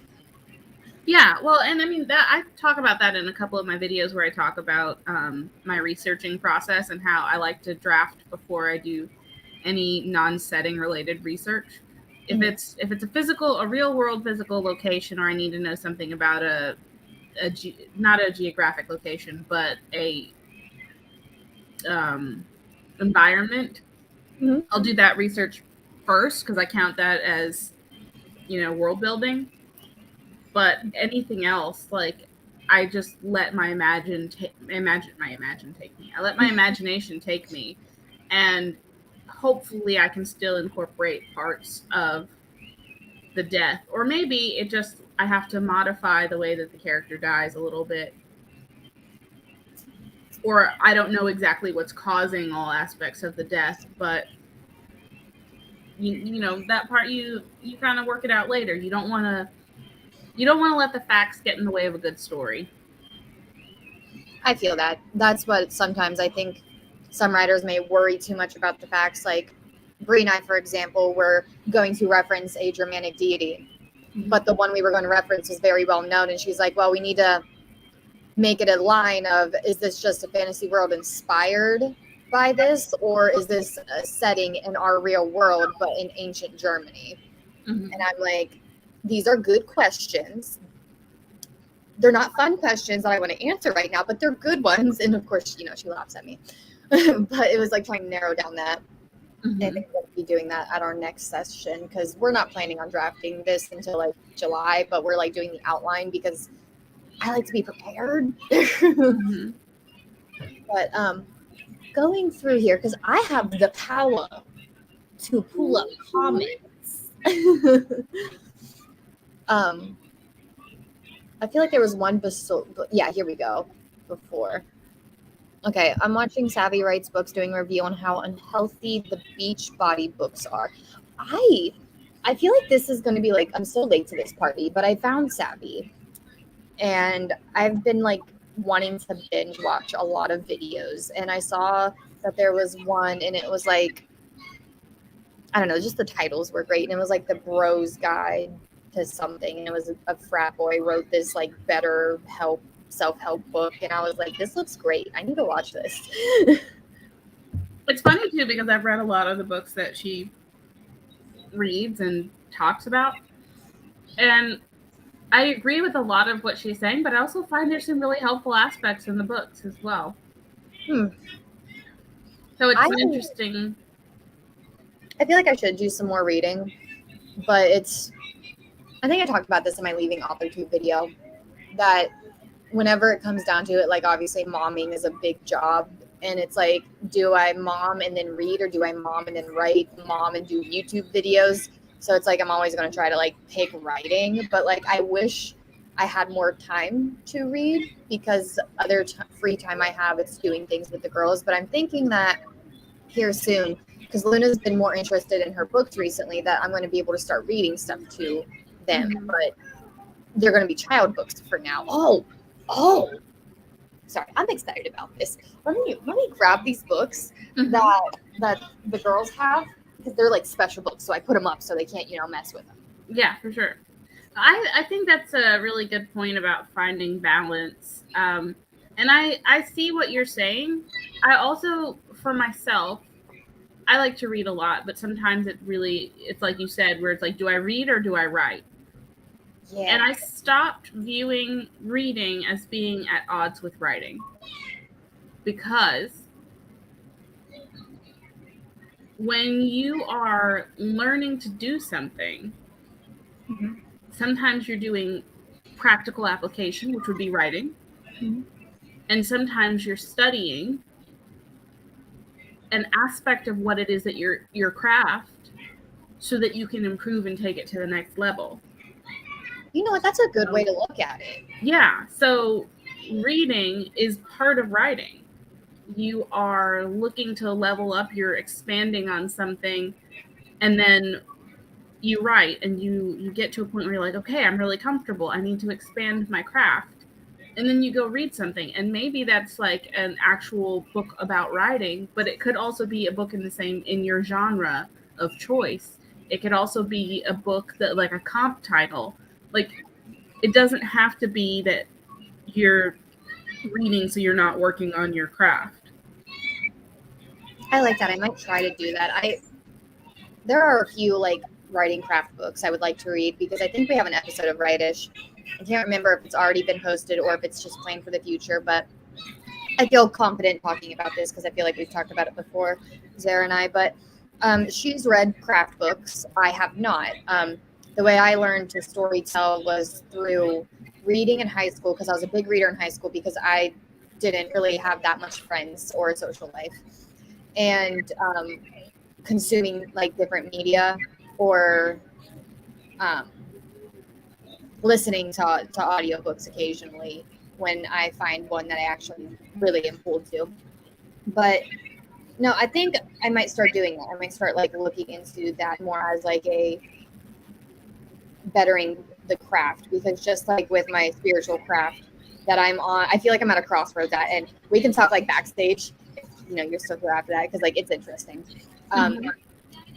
With that, I'm also like reading a lot and looking into different stuff. So, and that's to better that craft. So maybe with this, it would be for betterment, and I could look at it as that and not a distraction. Yeah. I think that was a big turning point for me, because I stopped like, even when I was in school, I felt like, well, I don't have time to write as much when I'm in school. But also, some of the classes I was taking were history. Those history classes related to the time periods and provided context for a lot of the historical fiction that I write. So finding ways to make other things that you have to do anyway be applicable to your writing experience, like even parenting, analyzing what your experience as a parent as something that you can break down and put in your stories. It's like everything, all aspects of your life start to feed into your craft, and then it becomes less of something that detracts from your ability to do the thing that you really want to do, and it all feeds into that creative energy. I'm really happy that I got to be on screen with you today, because this is making me feel less anxious about all the things I have to do. I love that. That makes me happy. Good. I'm happy we make each other happy. Here are those books I was talking about. The company is Moon Dust Press. Oh, that's pretty. Yeah, so in this household, we are not the standard Christian family. And I like that these books kind of, they're nice little things that the girls can look at that don't really pertain to, God and such. And then this one is Brenna, and Brenna's trying to figure out what kind of a witch she wants to be. So, like, it's really cool, because I think whenever Luna gets to this age, she can, like, look at it, and it talks about the different kinds of witchcrafts that there are. And it's just very cool. And I was very happy to be gifted these for the girls. And I know Zara is going to be sending some books our way for the girls that are Chinese fairy tales, I do believe she said. So I'm excited that they're going to get that exposure, and I'm also probably going to put those up with these books, because they are going to be special books. Yeah, that's so cool. And on the note where you mentioned about reading kids' books, I am childless. I have been reading a lot of kids' books lately. Not just to pad my numbers. Yes, to pad my numbers, because my original goal is to write 75 books. To read. Whew.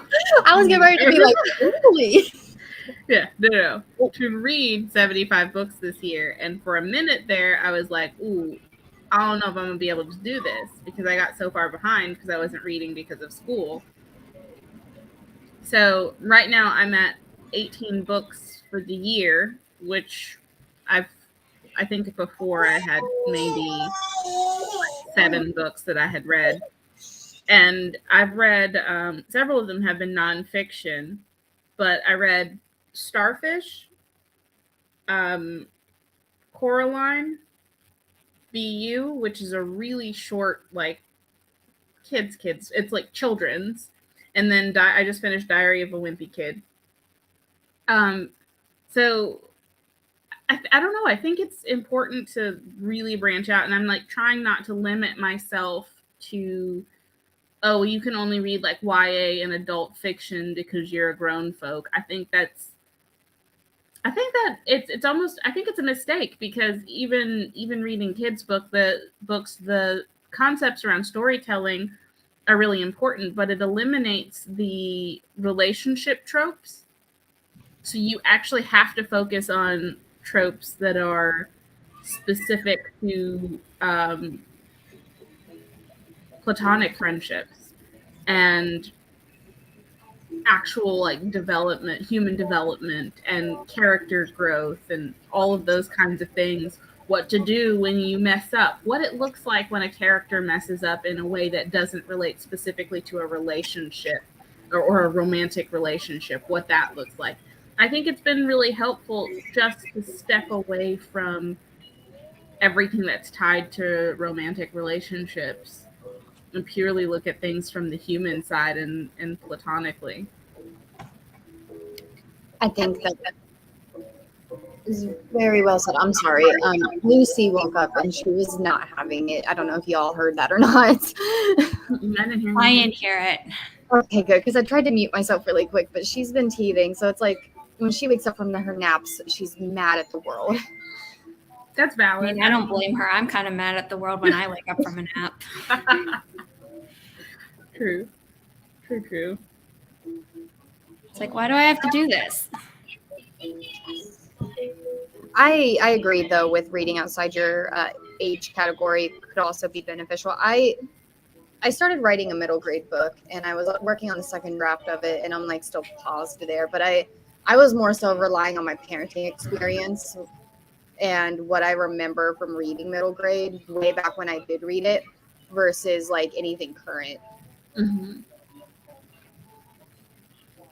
Yeah, I never, and that's the other thing for me. I never read children's or middle grade because I wasn't allowed to read fiction. I think you've said that before. Yeah, so all of this is new to me.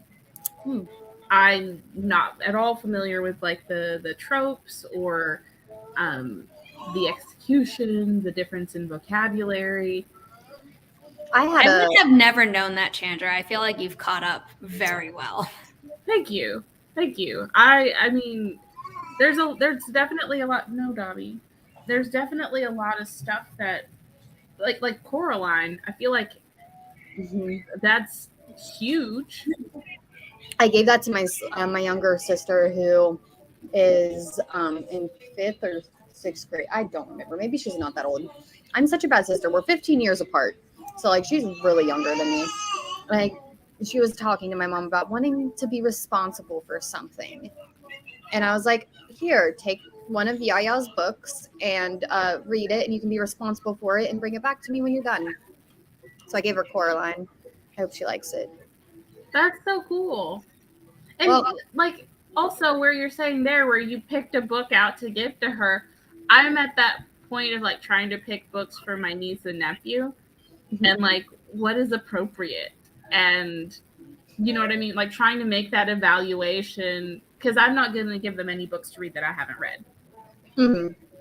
So I told her, I was like, it's a little bit scary, but if you don't like it, that's okay. You don't have to finish it. I have Stardust too. And it's more like romancing. You might like that. But I'm in a similar boat where you're at. I mean, I wasn't, because you were saying you weren't allowed to read fiction. Literacy was not a big thing in my house when I was growing up, in either house. So I was very behind on my reading ability, and the where I should have been wasn't where I necessarily was. Like, I remember being in 5th grade and I was reading a book that was in, I think, like a 1st grade level. And it wasn't until high school that my English teacher introduced me to Percy Jackson, because she knew I was like creative and I liked to like write and stuff. but I'd never really liked reading, and I wouldn't really try a lot in her class. So she gave me that. And after that year, I was in an advanced English class every year until I graduated, and then took advanced courses in college whenever I went and did that thing. Mm-hmm. Well, and you raise a good point though. I did not read well. Like I was in picture books until I was about 9. I didn't. That's when I had a teacher who was like, "Oh, you're dyslexic. Here, come sit by me." And it wasn't until then that I was actually able to read comfortably. So that was like when I started actually reading, and then I wasn't exposed to fiction until I was 16, which is when I read Twilight, which we talked about on Nia's scripting the book the other day. So, and that's another reason. I don't know if I mentioned that in the stream, but that's another reason that I always had this connection to Twilight. And you did mention it. Yeah, it's whatever gets, and that's where I tell people, like, I'm like, yes, there's books that are like I would classify as trash, but I try not to bash any book really, because if it gets someone reading, I don't care. Yeah, I mean, I feel that way too. I think, and I wish I was less judgmental when I'm working on it, when some people are like, oh, like this is good literature, where I'm like, that's a different conversation. Not well written, which to me is what literature is. And I count like enjoyment novels can count as literature to me. I'm not talking about like, oh, it has to be literary fiction. Like fiction in order for it to only count as literature. In my mind, literature is anything that you read or listen to, as we talked about in the AuthorTubers React, where it's like, does listening count as reading, and things like that. But to me, a book is successful and good if it entertains you. I think an entertaining book can have a lot of trash relationship dynamics that like we need to talk about and regularly talk about, while also being like, I enjoyed it. And like, okay, this conversation didn't exist back then when it was super popular, which we talked about with Twilight. But it's like, I don't care if you read stuff that's problematic, as long as you are taught or you yourself acknowledge that it is problematic. You know what I mean? Oh, yeah. Well, I mean, I just finished reading Diary of a Wimpy Kid, and that book's problematic. I never read it. Oh my gosh. Spill it. Spoilers. Spoilers if you planned on reading the book. I thought this was going to be more about a little kid being bullied. The Wimpy Kid is the bully. He's horribly not self-aware. He lies all the time. He gets his friends in trouble for stuff that he did. He is completely inconsiderate of his friends. He doesn't understand why they don't want to play with him anymore. And yeah, there are people who can bully him, but he is also a bully to a lot of other people. So I wouldn't recommend that book for a kid to read independent of an adult. I think it's a book that like a kid should read, but only if there's an adult who's reading it with them and can talk about, why do you think his friends don't want to play with him anymore? What do you think a better way of handling this situation would have been? You know, do you think that maybe the adults in this situation could have handled it better by being open to talking to him and things like that? Yes, what Maggie said. So many things I have a problem with, and thought of a fit for my kids teaching, pushing them to read it. So many teaching moments. Exactly. The book isn't just a giant teaching moment. And as much as it was like publicized, I thought that this was like I really did think it was like a book about a kid who's experiencing bullying, and like kind of something to support kids who were going through similar experiences. But after reading it, I was like, this kid is horrible. He's so selfish, so self-centered, and not at all self-aware. And like his best friend he basically hangs his best friend out to dry and doesn't understand why his friend doesn't want to play with him anymore. That's awful. Yeah, it was. I was like, Dobby, stop. I recently, actually, I don't. Maybe that's not true. It might have been months ago at this point. I was rewatching Ferris Bueller's Day Off with my mom, who loves that movie. And I don't know what mood she was in or something, but it just hit her that he's not nice. Mm-hmm. And Ferris Bueller does all the things that you just said. Well, like Crow was saying, sounds like Caillou or yeah. It's like Caillou except for without the grandma, like who's like, hey, that wasn't nice. And then like I feel like with Caillou, it was like, yeah, Caillou's a little turd. And that's okay because then we have an adult who's talking to him about situations that maybe other kids experience, but they don't have an adult to talk them through those situations. So you get to basically model that behavior from watching Caillou. But with Diary of a Wimpy Kid, it's truly just a kid being the worst. Yeah, have you read Spiderwick Chronicles? I've heard of it, haven't read it. Okay. So after I read Percy Jackson, I went back and I found that, and it was so much fun for like my imagination because I remember seeing like this guidebook in 6th grade whenever I was going to a different school because I was living with my mom at the time. And I remember my friend checked it out of the library, and after school we, got dropped off at the trailer park, and we went up to her room, and we just got out that book, and we just went through and like looked through everything, and then we went like to the woods and like do what kids do with our guidebook to try to find these fairy spirits. But it's so interesting. And then in high school, I went back and actually found the books and read those instead of just the guidebook that they came with. But I would recommend that. I liked it. I'm glad you said that because I went to check it. It's already on my to be read list, so I'm definitely gonna do that.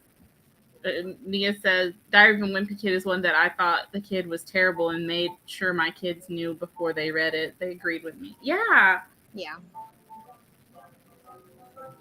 I am like, I hope that like whenever the girls, I wanted them to be more into reading than I was like growing up because like I said, it was not really promoted in my house, and I have books around. But I hope like whenever they bring something home, whether it's from school or just, local library, because when they are a little bit bigger, I do plan on doing a library card and, support. Another option too, this maybe helps you if you already have a library card, you can download the Libby app. I heard about that. Yeah, you can check out up to 5 books at a time, and that includes audiobooks as well as like digital copies. And it's the same rules apply. You can renew the book as pretty much as many times as you want, as long as there's not a wait list. And if there is a wait for a book, it tells you how long the wait is.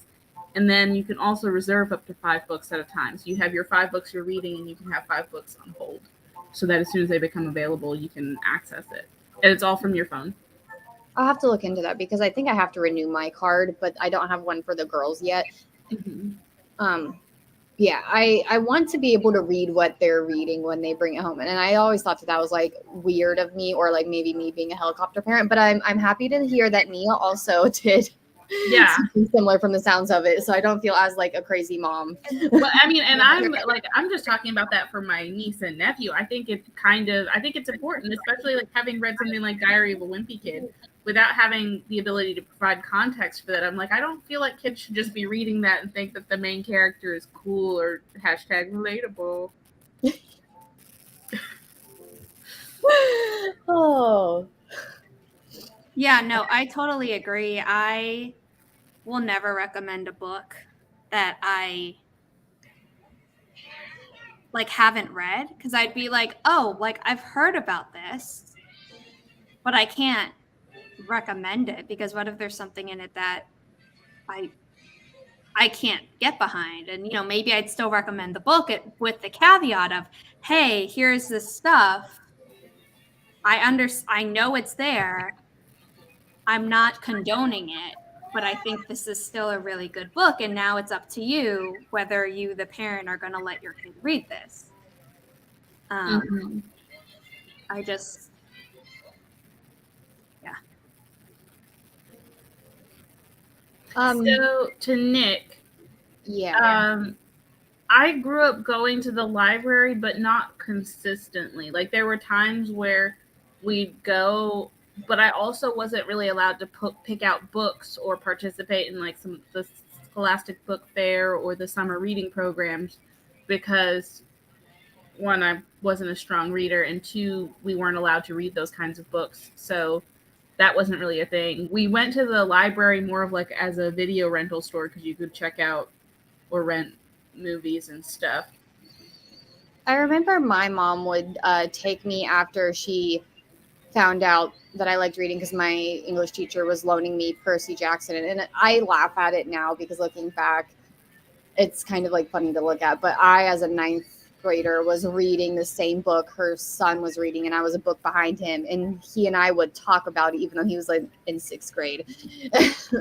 But like that was what started that. So my mom then went and got a library card, and that summer we went once a week, and she would take me to get books. But I did have a friend whose parents were not very present, so because of that, she was always at the library, whether it was for reading or group activities, or they also had this thing in my community where like computers, like they have computers there because not everyone where I live has access to that. And I know it's probably the computer lab or whatever it's called.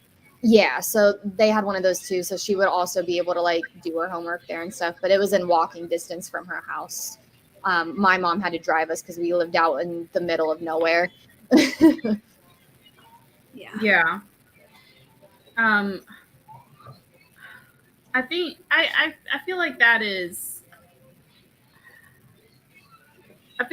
one of those things. It's like you can be really privileged in the sense of having accessibility, or even if you can go to the library, what kind of content your library has available. Yeah, that's what, like with ours, because it has that computer lab area, and a lot of people still might not have like the best source of technology at home. Like whenever the panini was happening, I know a lot of people were complaining that, well, I can't do the online work with my kid because I have X amount of kids and we only have one computer or something like that. So it's nice that we have that here, because with Appalachia a lot of the time it's lacking resources. Mm-hmm. Yeah. Well, and I know a lot of people too didn't have like internet at home.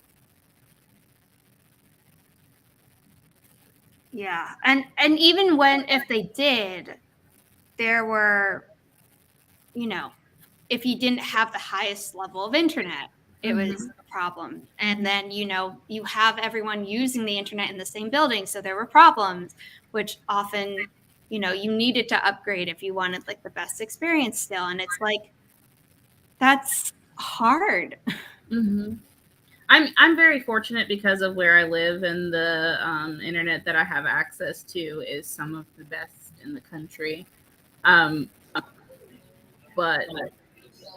like you said, not everyone has access to that. So for me, switching to work from home was like, but I also live in a house where like I have 2 different computers running, one streaming. I could be uploading from another computer and have Netflix streaming on another device all at the same time, and they're not even a hiccup. I want to go on Nia's comment, the book mobile. I think we had something similar. Is that where like we had like a van that would come down to the neighborhood where that's like, basically what it is. They might be called different things, but that's essentially what it is. I remember we had that because before we moved, because I moved a lot as a kid, before we moved out in the middle of nowhere, I remember that during the summer, the ice cream truck would come around and the book truck would come around, and it would come into like our little complex where we were at, and it was like a big deal. I'm really glad you said that, because there's a little bakery, a local bakery that I like to go to, and I went the other day to grab a sandwich, and they have the best. It's called Ham and Jam. Ooh. Best sandwich ever. And so yeah, I went in there to get one of those, and I realized they have little book thingies, like take a book, leave a book. And they have one for adults, and next to it they have one for kids. And I always go and get used books and stuff, and sometimes when I buy duplicates, I'll just go to like a place like that and leave it. But I saw that and I was like, ooh, I really want to take some books there and leave them. So maybe I'll like go through my books and make sure I don't have any duplicates and donate them there. But also when I go to buy more books, try to make an effort to pick up a couple extra that I can leave there. I know it's getting to be yard sale season soon. Bree and I were talking, and she said that she gets a lot of her books from yard sales. So that's another source if anyone wants to go book hunting for yard sales during the summer months. And I also want to touch on Savion said that he'd give a list of books to his mom to buy every year, and I think that's great. I wish my mom would have been able to do that, but I like that your mom was supportive. And she was like, this is the list you want? I got you. So usually I do a twice a year book run. And I think I did I did a video where I vlogged, and then I had one with the books my book haul. But yeah, I only usually let myself go to this place twice a year, because every time I go there, I'll leave with like a cart of books, and I can't even tell you how much I spend on the books. So I'm like, I felt really disappointed because one year I got, a good handful of books for my birthday, because this was pre-children. So Logan's like, it's your birthday, get whatever you want. And I got a crap ton of books and box sets. And in the one book, I was like in the middle of reading, and then the author was caught in something that happened. And I'm like, now I can't even finish this. I don't even want to finish this. So it's just sitting up there. Like, the story was still okay. It was based off of a Russian fairy tale is what I believe. But it was all right.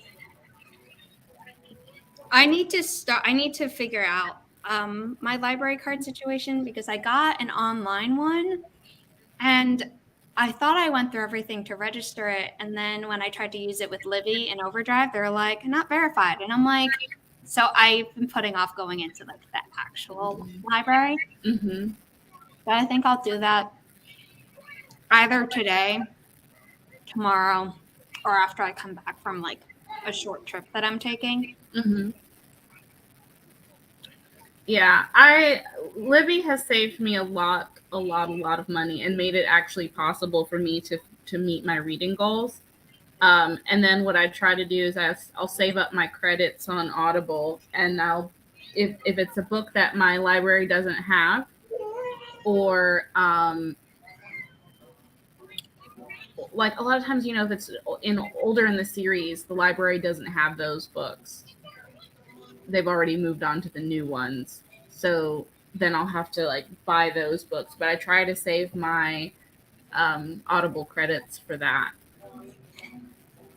Last year, I kind of went crazy and like got a ton of books. And a lot of them were to help with the capstone. And so like they weren't $2.99, $4.99, or even $9.99 fiction books, which like I read and I reread. So my mom knows that's not just like a one-time purchase that is kind of like one and done. But she's like, can you please start using the library?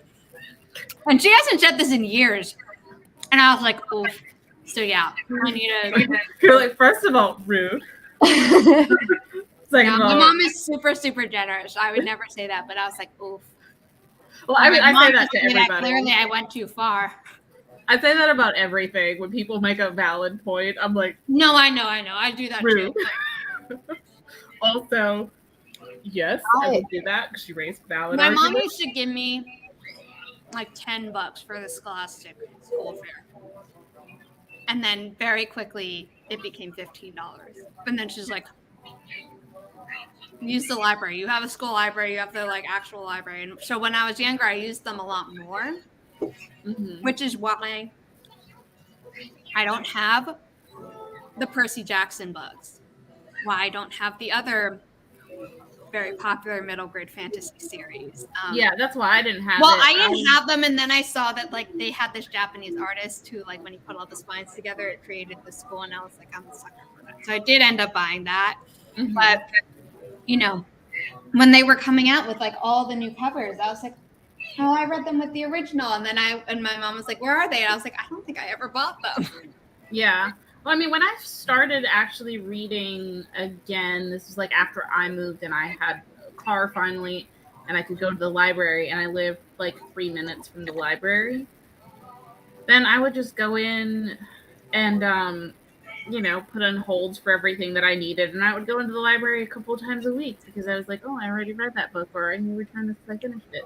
And accessibility was the big thing, but right now the library, like my public library, is not super convenient, and so I also forget to leave my house since the pan pizza, so I'm not very good at like, oh, I'm gonna take this book that I just finished back to the library. Like, I'm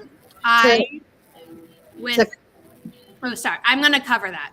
Yeah. That's just like Magic Schoolhouse, Magic Treehouse. There we go. I'm like, not Magic School Bus as well, but like Magic School Bus, Magic Treehouse, The Royal Diaries, which is the series that I've been telling you about, Kelly, like for your girls when they get older. Like all these things that formed me when I was like learning to love to read and all those things. I had the Maximum Ride books, and that was because my mom would buy them for me like in the airport when we were going on like more trips or whatever when I was My brother loved those. I remember he would read them to me and my younger brother. Yeah, the series was good until it wasn't. We talked about this on my stream yesterday. But it was, and then the Golden Compass books, because my cousins had given me a copy to borrow, and then I don't know why. Like I was a fast reader, but I think things were just happening that I wasn't getting through it quickly because I had to keep putting it down or something.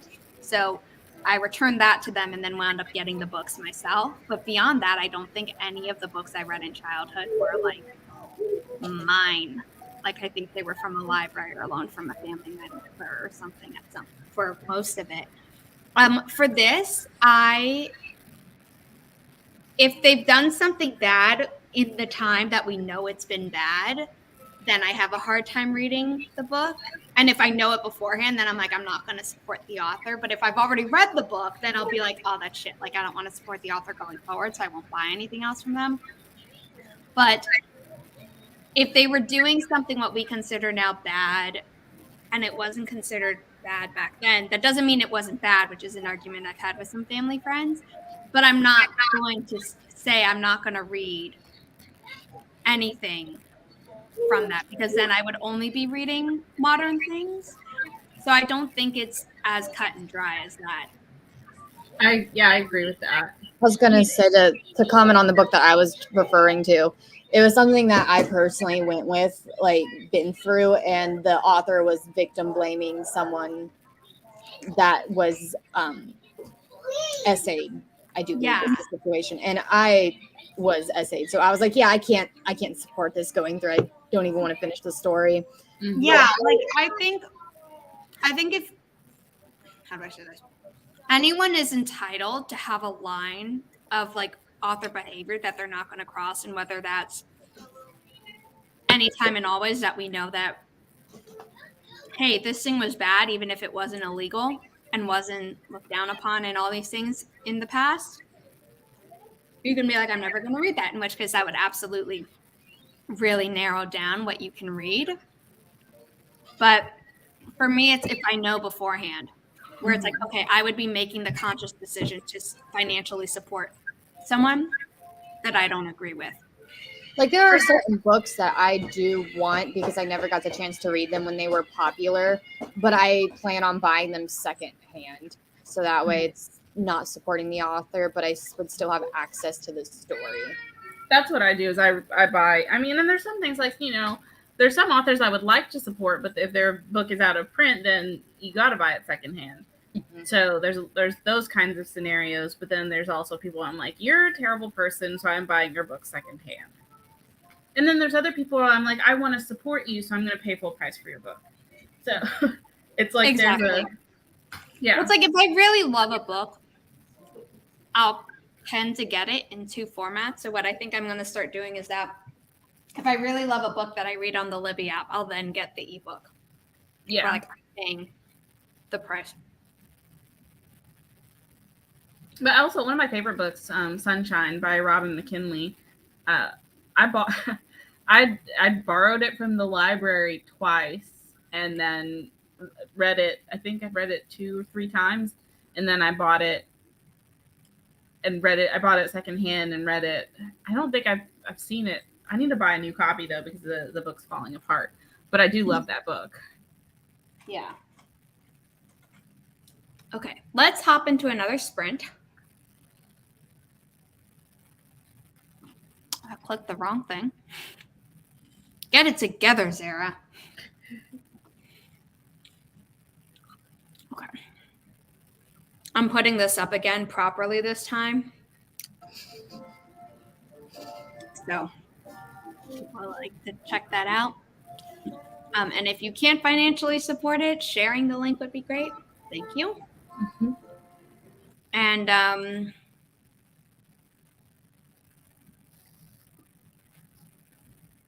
copyrights go down to the family.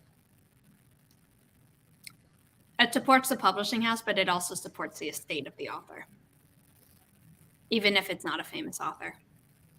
So the decision not to pay for it is still, I'm not talking about pirating, but like the decision not to pay directly to the publisher, which then goes to the an amount goes to the author, is still a valid choice.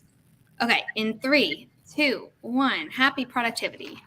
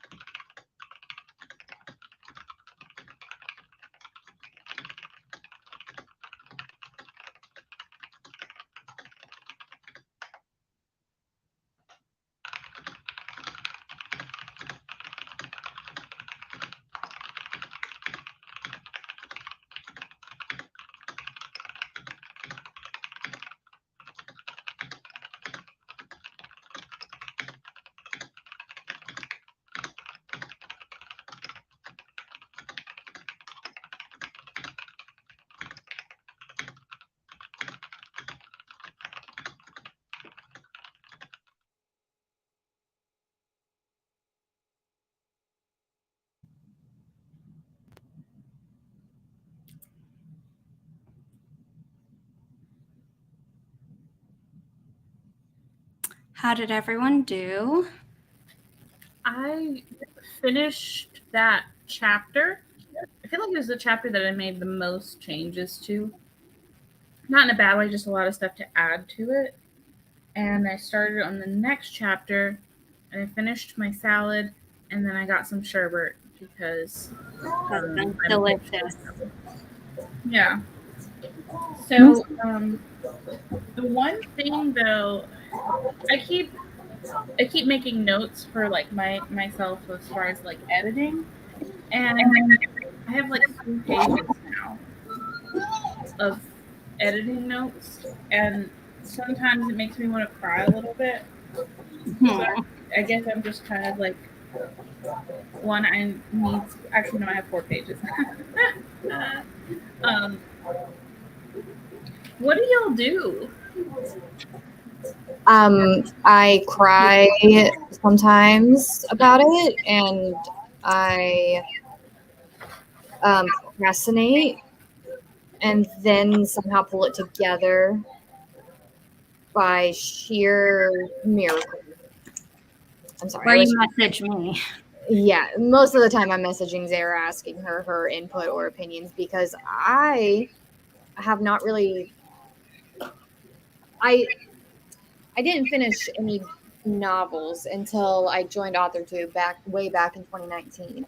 That was the first time I ever finished the book. And I believe last year, whenever I started redoing a lot of Project Cursebreaker, was the first time I actually went back through and started editing. And even now, Zara and I have talked about it, and there's some things that I'm just going to do a complete overhaul with. And I will take those notes, but then I take a good chunk of time away from that story before coming back to do a rewrite. Because what I do is I do a total rewrite. I don't do a total rewrite. So what I'll do is that even if I'm quote unquote fast drafting, like I did for the Stellar Blood books, by the time I have reached the end, the comments given to me by my alpha readers on chapter 1 are far enough away from me that I can go through them with like fresh eyes. And what I do is I just go through, because anything that happens earlier in the story affects later in the story normally for me. And I don't do multiple rounds in that, like some people do, where they're like, okay, for this one, I'm just plot. This one, I'm just character development. This one, this one's just pacing type of thing. I don't do that. So to me, I see the total like number of comments on each thing, and sometimes that will scare me, and I'm like, look, if you go comment one by one, it'll get smaller. Like, that's all that matters. Versus I don't take like manuscript wide notes myself, so I can't tell you whether or not I'd have that many pages, and if I did, I'd probably be reacting like you both. So I just take things like very little. Like I guess I would say like I'm a headlights writer. In the way that I write it, even though I do a whole outline, because things can expand. Mostly they never really contract, where I'm like, I think this plot point's going to exist here. And then it's like, oh, it took more time. But yeah, so I take everything as just like, okay, one thing at a time. And eventually the pile will go down of what needs to be left. I guess I'm catching myself making a lot of continuity errors. So this edit is largely a continuity edit. There was a couple of things like that jumped out at me a lot when I was doing the read through and marking up, because I read specifically for a main character, of course, the timeline that we had talked about, and then 2 other things that they're like 2 major subplots.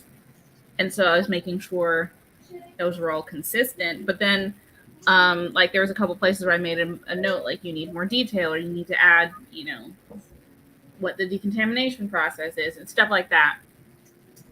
So yeah, but like the pages of notes that I have is like, okay, you need to read through for these specific characters because some of the character doesn't make sense. Read for how many times you say the sealed hallway in this chapter, because holy cow. But I think those notes, like, while they're all little things and sometimes can like permeate the whole manuscript so that it feels huge, I do think it's not like you're writing paragraphs and paragraphs about this is an error. You know, it's more just like when you format things as a list, it always looks longer than if you like did like, here are like 3 sentences about like these all interlinked issues where it's like, you know, check for crutch words and phrases. You know, some of the examples are blank and blank. And like you just leave it at that instead of having like maybe a bullet point for each crutch word where you're like, God damn. That makes sense. I might have to do that of like, instead of like writing it as bullet points, like you said, make chapter 1 notes, chapter 2 notes, and so on. And then like overall notes, like if it when you did your read through already, so you can be like, whenever I'm doing pacing between like the end of a shift and start of a next shift, like does that feel rushed or whatever? I'm not saying that's the case, but it's like you can be like, make sure the transitions between shifts works for a reader, and you know, things like that. Yeah, I think probably the only thing that I want to keep in a bullet list is questions that I want to ask my beta readers and put that in a bulleted list. So I can just be like, okay, here's what I want to know. Yeah, no, I think that's absolutely helpful. Mine is pretty open-ended to my alpha readers because they've read like all my previous books and they, for the record, they're Regina Duke, Chronoyami, and Natalie Locke, and then other people sign up for different books, but they're the ones who've like done. I'd already published the Belgrave Legacy trilogy by the time like they came along, but for the Stellar Blood books, they would give me feedback, but I knew that my weakest point would be like description, so I can say that, and then they'll still comment on other things, but it's like they know that this is what I'm looking for, and in that it normally is like I'm not asking just for physical description. So sometimes Natalie will often be like, "Hey, this thing happened. Can we get an emotional reaction?" And then I'll think like, "I did it," and then I look and I'm like, "No, I did not." You know, so. For me, a lot of it is built into that because I'm an underwriter, and so by expanding things, I am able to be like, okay, this is what I'm going through. But other people who like maybe aren't an overwriter or need to be a little bit more thing, I think. However, you give the request for feedback to your alpha readers is cool, but I know that as an alpha reader, I always appreciate a list rather than like a paragraph of like, oof. Yeah. I gotta memorize that paragraph, whereas I can have the list printed out or on my phone or on my second monitor or whatever as I'm reading. I think too, like whenever you're doing a self read, depending on how long it was since you drafted. So for what I am working on right now, which is Adventures in Thimbleton, I drafted back in 2019, and it was a lot because I was finishing my first book, and Luna was only 3 months old at the time. Maybe I joined AuthorTube the year after in 2020. I think that's what it was. But anyway, that's besides the point. So it's been that long since I've done it. And then I had it printed out and everything after I finished it. I actually have it right here. And I started going through it and making edits to it that year. But then I got like so far in and I was like, I just can't. I'd rather work on something else. So that was for me realizing I need time away from it. And then I came back to it this year, started rereading through this, realized all of the things that needed overhauled and fixed, and just decided to make a whole new outline, but keep the same. Is it the same premise that I'm thinking of, Zara, or am I thinking of something Same else? premise. Yes, keep the same premise, but just overhaul and change a lot of things. Same thing with Cursebreaker. There are aspects to that story where I'm like, you know what, I can appreciate something without having to put it in my work. And instead, how can I tie something in here that is also connected to me that I can share with other people? So that's also going to be another overhaul, and we broke it down to 3 books. So that's a whole other ordeal. But it's just, I think. Surprise! Yeah, surprise. I didn't know if we were going to say that or not. I'm sorry. I thought we already did. No, but I mean, like, surprise, it's a trilogy. You thought it was going to be 1 book. Joke's on you.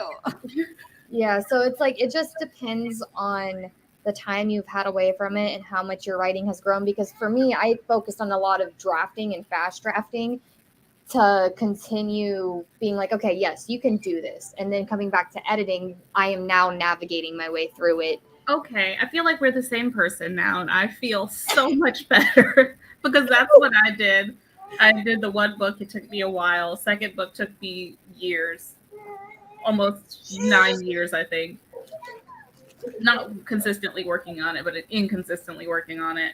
Which is fair, life happens. I feel like AuthorTube, it swings towards like indie published and fast drafting. And I think honestly, like, as long as you're making the thing, assuming you want to, and you're not forcing yourself to work on a project that if you step back and you're like, this is sucking the joy out of my life, like maybe I should shelve it, or like, like I don't think you should ever tell yourself completely that like you're never going to go back to it. But I think if that gives you anxiety, you could be like, okay, I'm putting it out of sight, out of mind. And if I get back to it, like, I'm not going to throw it out because that's a lot of work I did.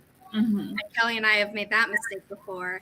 But, like I don't have to work on this if that's giving you the problem. But if it's something that you want to do and it's like giving you trouble right now, like you can step back, or you can just be like, remind yourself of the perspective that it's like, hey, I did this. It's a first draft or whatever draft. It's not the final draft. So it doesn't have to be perfect. You're also never going to get perfect because someone is going to find an error somewhere and you're just going to have to live with that, and it really sucks. But you don't have to take on revision all at once. So however you want to break it down, as long as it gets done, assuming you're not going to shelve the project. And that's where I am, because I've done a rewrite on one project, and of course my other project's timeline has been a big issue for me, but I fast drafted 4 more projects.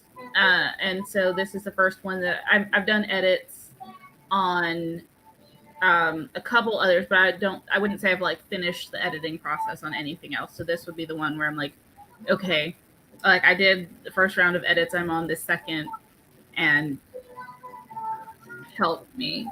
But some people also like to rotate their projects. So if editing one thing straight through is like just not doing it for you, there's no problem. I mean, for me, I'm not someone who can draft multiple things at once. I'm not someone who can really edit multiple things at once. But I think I'm becoming someone who can draft something and edit something because it's like different parts of my brain. Mm-hmm. But there are people who like have fast drafted a bunch of things and then, because they want to prove to themselves that they can edit it and not just like, oh, I'm only writing drafts, but I'm never like perfecting anything. They're then having to go through those manuscripts that they fast drafted and edit them. But that doesn't mean you have to go through each manuscript at a time. If your brain is like, I need a break, I'm going to switch to like editing this little thing. And it could be like a scene at a time, a chapter at a time. Yeah. Whatever makes you happy. I think the thing is just don't push yourself to do something in a way that's not working for you. And also to like give yourself some grace, because regarding like life stuff, like I know for me in my life and my circumstances where I'm at, I'm able to have that flexibility with my schedule to work on stories and work on drafting. And now I'm to the point where I drafted all the stories that I currently want to draft, and now I'm going back in and editing them. But then I'm also making plans to still draft other stories, but those are more like co-written things, and it's fun because you're with a friend and you're doing that, so it doesn't feel like work. So I think if you have other things going on in your life, like I wouldn't feel like a bad writer or anything if this is all new, because like how you said earlier, like it's necessary to like find that like breakdown time with, I feel like with writing, whenever writers come to this point where they're like, okay, I did the damn thing, now I need to fix the damn thing, someone tell me how to fix it. But then everyone has things that work for them, and all we can do is try to pick and try and experiment to see what works with us and our writing process, because a writing process to me is a living thing and it is always changing. And we say that all the time on our podcast, and we have 2 episodes on revision. One is called one is called like After Nano, all about revision, and the other one is called On Revision, and who knows, in the future we might do another one, but it's basically like, here are all the ways that we know people have done it. That doesn't mean that you have to do any of these ways, or that you can't combine them, or that you can't spread out the timing of them, or like whatever you want. Mm-hmm. And you can go back I think that's my thing, is I have to do it with drafting and with editing. Like, I have to do it quickly. If I take too long, I lose steam, and then I feel more overwhelmed because I'm like, I can't do this. Versus if I just blow through it really quick, I'm good. Like right now, there's 30 chapters in this. I'm starting on chapter 11, and it's just because the notes I took are really specific, and I can go to that spot, make the changes that I thought about or made notes on, and move on before I'm able to like derail myself. But so if you know that about yourself and you're like, hey, I need to do this fast, like maybe in your head you'll be like, okay, then I'm not going to try this when I'm in a school semester, because when I'm in a school semester, I also have my job, which means that like if you have a day where you don't have it in you to edit, you're going to beat yourself up unless you're like, hey, this summer break are my editing times, because I know that my brain works the best this way. And so I'm going to work with myself, but not set myself up for like mental failure where you're like, I didn't meet this expectation, where it's like, but you know that wouldn't have worked for you. Yeah, that's a really good point. Yeah. Thank you for that. I hope it's helpful, because sometimes I just feel like I just sit and ramble. No, what you said is good. Yeah, and like I said, I am making progress. I just looked at this massive list of notes, and I'm like, I'm a little whelmed. Yeah, no, I mean, I'm trying not to look at the fact that I just finished chapter 16 and I have 46 chapters in this book.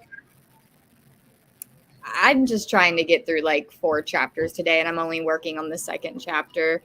And I keep on telling myself, because Zara told me, Kelly, don't hold yourself to that deadline. I don't know if it's news to everyone, but we were down in our household for a week because we got, the Rona. Miss Rona came and found us after 2 years of hide and seek. She finally got us. But so I was down for a week. Luckily, it was just a week because vaccinated. But anyway, because of that, it pushed off. I did not do any writing that week. And where I was going to be able to draft this novel within this month, and then in June send it off, it was now looking like, oh, well, I'm going to be a week behind. So that pushes it back for everything else. And I'm like, nope, I can do this. I'm going to do the thing. So I am on chapter 10 right now, and I would like to get through my Act 2. And I think by Tuesday, I can be done with Act 2 if I write 2 chapters Tuesday.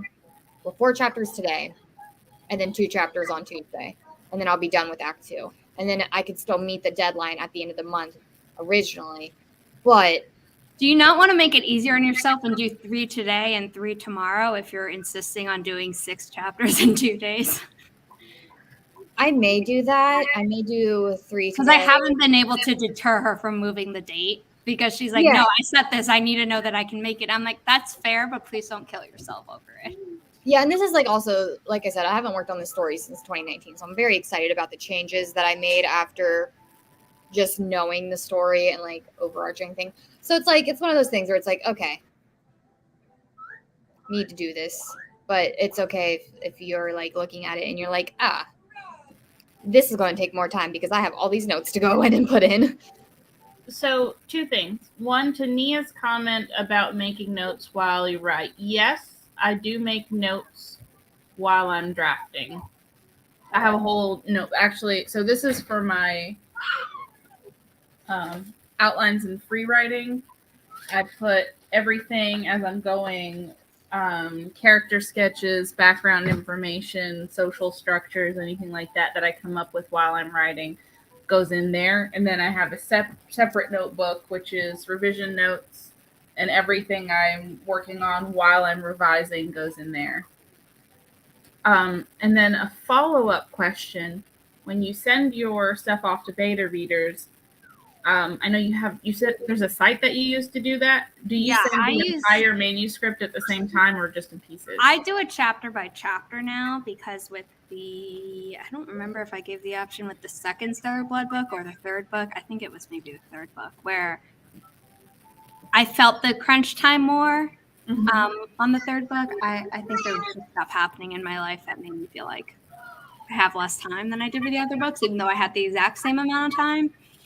And so I was just like, you know what? I'd rather have the feedback rolling in so that by the time I'm ready for it, there's something there, rather than me having to like wait. But I did ask them, I was like, do you prefer all at once or chapter by chapter? But the way that you do it on Story Origin is that you would be uploading chapter by chapter anyway. It's just whether or not like I would have had everything written down and then copy and pasted and posted them all at once.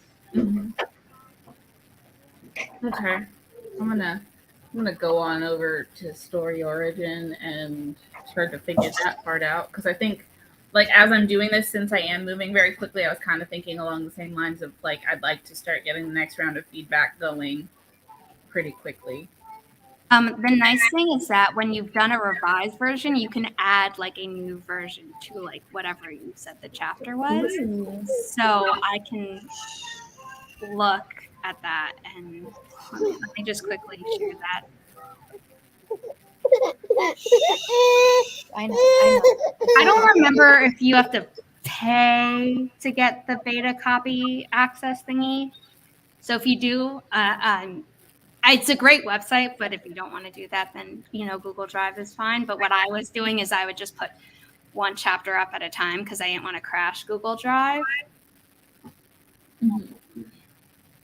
But for the matchmakers, hold on. So I've revised through chapter 16, and you can see that like version 1, version 2, but I haven't done any of the others, and you can see, there are some comments and a response at the end of chapter comments, and then comments are in long comments. So that's why the number is higher, and then when I revise things, they're either lower because not everyone has read them again, or there was just less things to comment on. I haven't looked at them, so I don't know, but yeah. Okay.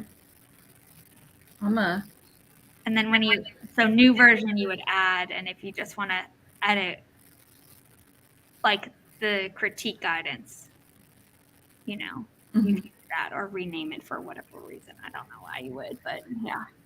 And then you can view the version and it'll show, and you can mark things as unread, read and considered, still considering to do and resolve, or you could filter it by the reader. I don't because I do things chronologically, but yeah. There are a lot of things. Maybe I'll make a guide for it. I say as if I haven't already put off making the Scrivener guide for like months and months, and I should really get on that. We're not doing an next print yet because we have to set up a forester. I was like, there's something I was supposed to do while we were chatting. The only story I got feedback on, which I wouldn't even consider beta reading because I feel like it would be more so critique partners, was from Bree, Bonomo, Keela Harry, and you, Zara, whenever you guys went and read through The Dangers of Engagement. And I really liked that.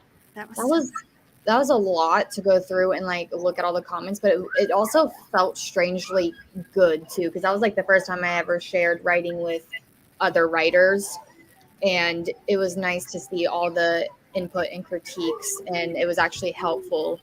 Because I feel like as writers, we have that little bit of a fear that like we're going to put ourselves out there and our work out there, and it's going to be like a poor critique or like a critique done in poor fashion, where like it was actually very helpful and makes me feel more excited about whenever I'm ready to start looking for readers for Adventures in Thimbleton's first book. I'm really liking, from what you showed me, I'm really liking that format style. So the thing is that on my Google Docs, I was giving, before I switched over to Story Origin, I was giving people the opportunity to suggest edits, like where they could type it in, but it wasn't officially changing it. But on Google Docs, if you were given only the permission to add comments, or like in a Word document or in a Pages document, that's exactly how Story Origin works, which is why I made the switch. But yeah, Crow doesn't like that system, apparently. Sorry, I never knew that. If you'd like, I could switch back to Google Docs for you.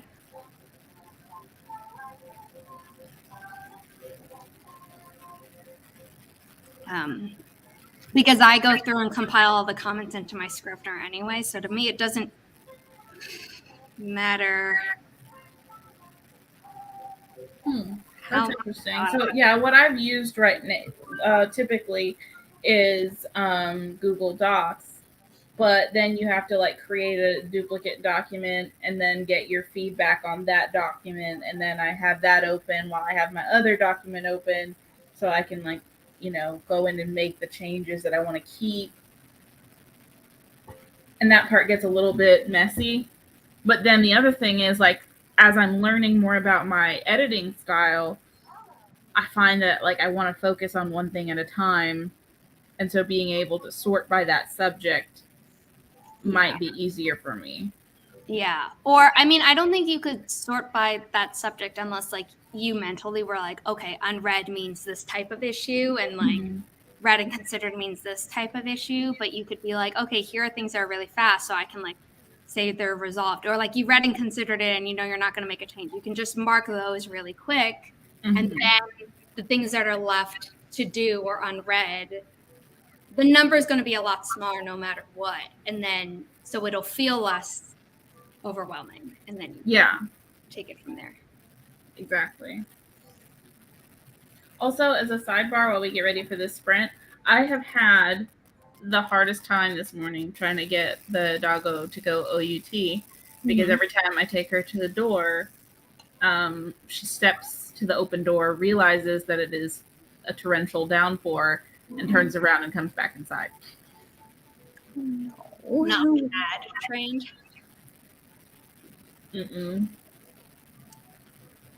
My little Papillon used to be like that. If it was raining or snow, in the snow, we had to dig him a little clearing and then a little square for him to do his biz.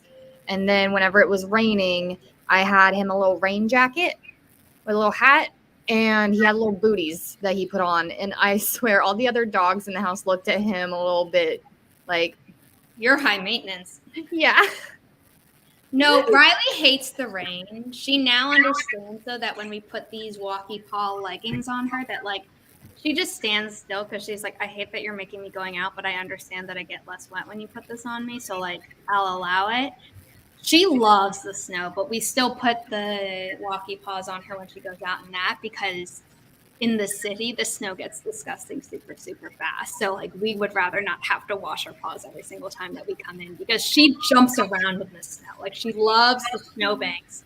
And in New York, if you see a snowbank, that's all the dirty snow already. And we're like, but when we were briefly living in New Jersey, the snowbank was like all pure snow. It was just so we could like, so the humans could walk. So my mom and I were a lot like, we were like, sure, you can run. Like we're holding the leash, because she also kept trying to yeet herself off the edge of the rocks, like into the Hudson River. And we were like, no, like we are holding fast and tight on your leash, and you will learn that we are not budging.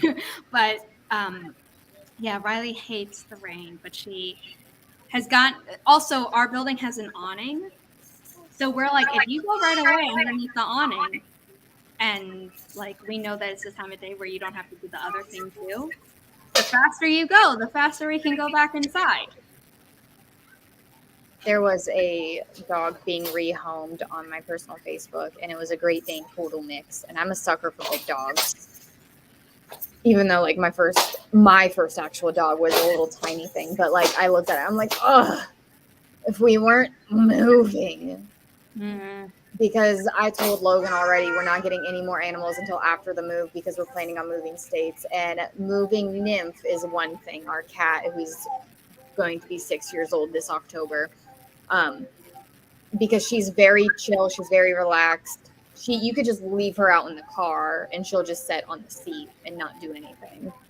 So I was like, I don't want to have to mess with hassling of a cage. Stopping every so often with Nymph, we can put like a pad or something down and she would be fine.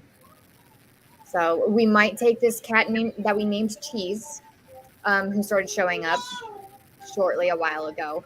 But Logan is convinced that Cheese is someone else's cat. And I'm like, no, Cheese is a stray. Look at the health Cheese is in. We need to get Cheese to trust us more so we can get him checked out. Yeah. But yeah. Okay. We're going to start our next sprint. So that seems like a good stopping point. yes, the time has come. I wish you luck with Piper. Thank you. Let me hide the current banner.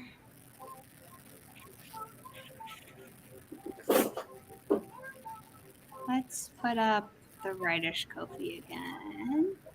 Yes? Is that what I want to do? I don't know. I don't care. It's your stream. You do what you want. Yeah. Okay. We are going to start in 3, 2, 1. Happy productivity, everyone.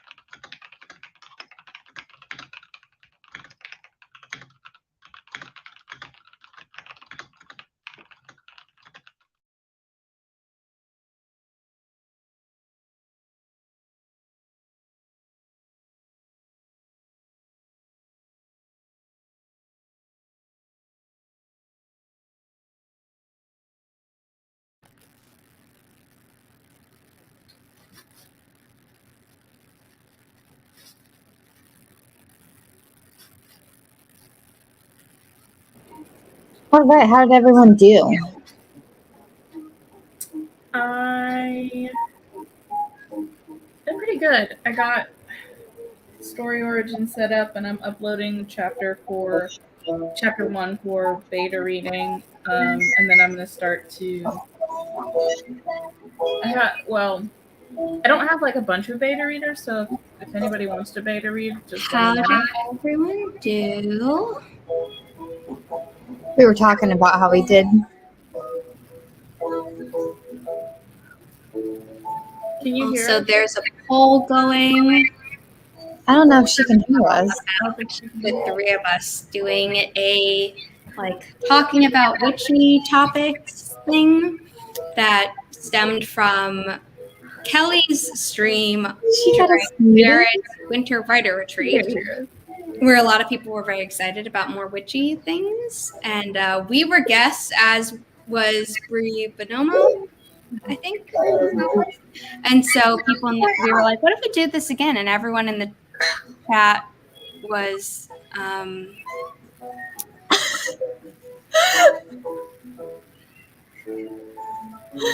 wait, I don't see you as muted.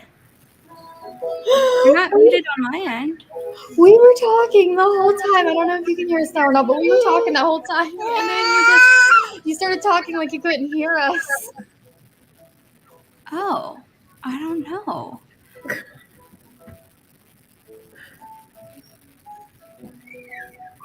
I don't know what was happening. My computer has been glitching a lot lately, and I keep telling myself, hey, I'll bring it into Apple. And then I'm like, oh, but I need my computer for this. So what if they take it and it takes a long time to return? So I think I'm reaching the end of being able to do that. I feel like in June, it'll just be like, I got to bite the bullet and turn my computer into Apple and be like, please fix this. Yeah, no, we were both like, what happened? I'm so sorry. No, it's okay. It was funny. It took us like 2 seconds and we were like, oh, she can't hear us for sure. Yeah, because I'm like, she never talks over us. What is this? You need to do this or something. That was funny though. Yes, I will. You were probably like, why isn't anyone saying I anything? know. I'm like, why is nothing Anyway. Happy Monday. What were you ladies saying that I couldn't hear? I got Story Origin set up and was getting ready to send it out. I don't have a long list of beta readers because I didn't realize I was gonna get to this point this fast. Well, so when you do it through them, the ones that you know you're gonna have, they have to go through. They have to fill out the form, and then there's something where Regina thought she had filled out the form. Please lie down, Regina. Yeah. Go take a nap. Yeah, take the nap, as Crow said. But anyway, Regina or Barrett or both of them or something, they had thought they had filled out the entire thing. And then when I was like, I didn't get the notification of you asking to become an alpha reader, they call it beta readers on the thing. And they're like, oh, I thought I went through the whole process. So as only having done it from the writer's side. Oh, no, I did it for Natalie. And I just went through it so fast. I don't remember what the final page looks like. Mm-hmm. But maybe ask Regina to be like, hey, what's the final page look like? Or you can do it for one of mine. So then you know what the final page looks like. So you can then tell people, if you don't reach this thing, it's not going to go through. Okay. And then when you ask for other beta readers, you can say that too. And they'll just sign up directly through the link instead of through whatever system you've been collecting people. Yeah, because it's been weird because I've basically been putting having to add people to the Google Doc and giving them permissions, and then sometimes the permission doesn't work and then I have to redo it, and it's no, it's once they're signed up for that story. So they're not signing up for every single story that you eventually put on Story Origin. which is cool because if, like, for whatever reason you have someone that you really don't like, you don't have to like have them come back, and you can set individual dates of expiration for their access if you would like too, which is cool. So there's just When are you ready? I'm uploading, Regina. I'm uploading chapter 1 like right now, like as we speak. So I still can't believe I talked over you both. I'm so sorry. It's okay. No, It was I feel fun. like, oh my God. no, it was totally fine. It was funny. Yeah, once we figured out you couldn't hear us, it was funny. It's like, oh, Zara's not being a B word. Well, no, because you like came back and then you didn't say anything for a while, it went to like the 3 of us instead of the timer, and then you didn't say anything for a while. So Kelly started talking, and then we were going back and forth, and then you like it was like there was a delay or something, and then you came back, and we were like, oh. There's a delay, and I couldn't hear you, so that's awesome. Yeah. So that's why we just were like, I guess we'll go ahead, because before when you had a call come in or whatever, you had that banner up, so we knew exactly what was going on. We were like, I don't know if you froze or anything. Regina, yes, I just got it set up.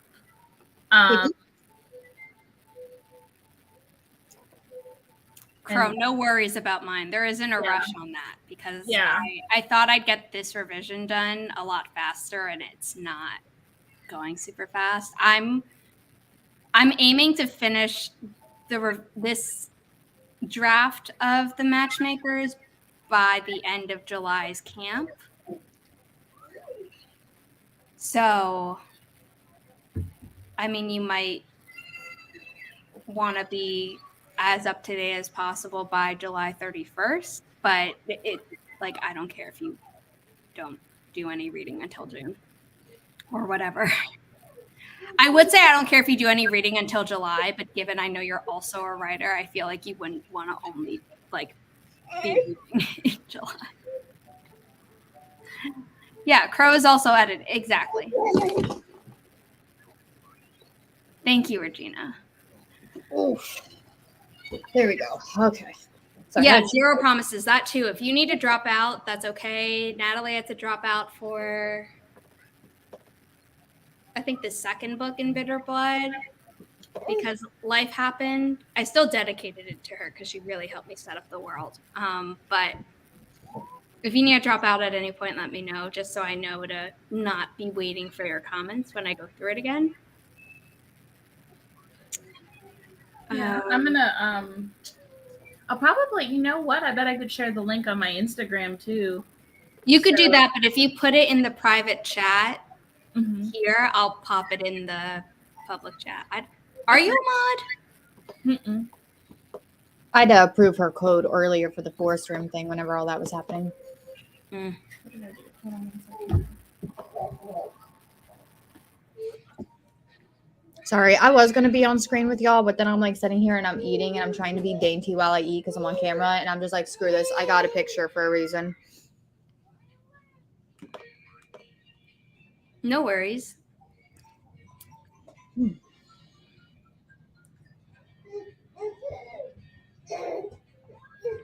setting the next forest room. I think, ladies, would you be okay if this was our final sprint? Yeah, that's fine for me. The one that I'm setting up, not the one we just had. Yeah. Lucy, baby, here. It's right here. Here's the green bean. You dropped it. You're killing me. She dropped the ball. She dropped the green bean. Figuratively speaking. Yeah. I was trying to make a joke. It didn't land. No, I was trying to make a joke too, and they just kind of, and both fell. I'm going to get this code in. Kilo, Echo, Kilo, November, Quebec, Sierra. I'm really glad there's an E where it is, because otherwise that's awkward. Yes. Miss Lucy, you do not need to climb up here. Chandra. if the E wasn't where it was. I'd be like, oof. I just looked at that and I was like, Yeah, I looked at it too when I was like, oh, thank God, there is a break. Yeah, Crow, take care of yourself and the people in your life and yourself. Make sure to take care of yourself, not just the people in your life. Okay. I had an appointment and they had rescheduled on me. And I had thought that it was tomorrow, but it was supposed to be today. So they were like, what happened? And I was like, what happened? It's tomorrow. Oh. So now it is tomorrow for real this time. Okay, I'm glad that they weren't like, hey, we can't do it tomorrow. You missed it today, because that's happened to me before. Yeah, I don't know. I feel like my brain has been really off the last 2 weeks where like there's been a few things that I've missed and I'm like, how did I miss that? And it's like stuff that I really want to do too. And my brain's just like, goodbye. Hope that works out for you. Yeah, sometimes we just can't get it together. Kelly, can I start the sprint or are you? I thought I was in the room. You are, but I didn't know if you like wanted to be at your computer or something when it started. Oh, I'm here. You know, I'm just shoving my face full of food, and I was trying to be dainty on screen, but then I decided I'm just going to be sitting here while I'm shoving my face in the food, and I'll just type. So, yeah, no worries. I'm here. Okay, cool. I mean, yes, you're in the room. It's fine, but I was just curious. Okay.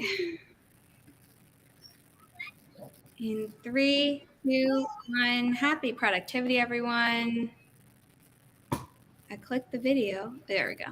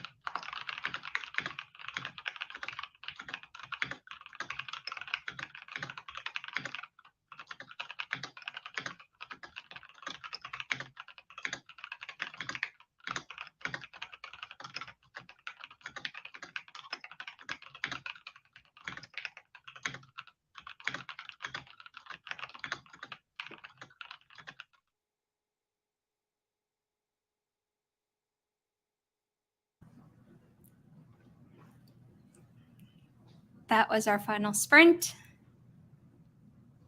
How did everyone do? I sat on social media and I started working on a reel because I'm going to post the link to beta read on my Instagram. And then I think I'm going to take a break and then maybe come back to some editing. I got a lot done today, so I don't feel bad about that. But I do think all this talk about naps has got me thinking maybe.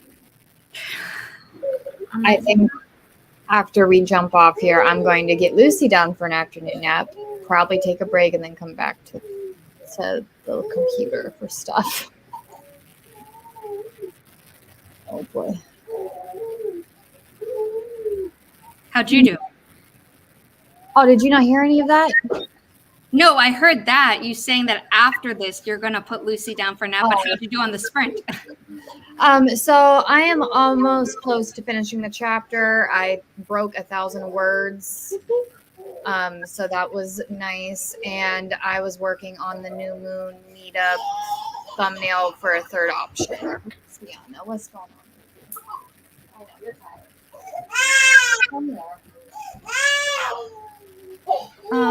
I was trying to decide whether or not I should go to my mom's today and then just leave for my flight on Wednesday from her place or mine. But I think I'm going to do her place because it's surprisingly a little bit cheaper to get to the airport from her place. Like, not a ton, but if I do that, I also won't have to go from her place to my place to then the airport.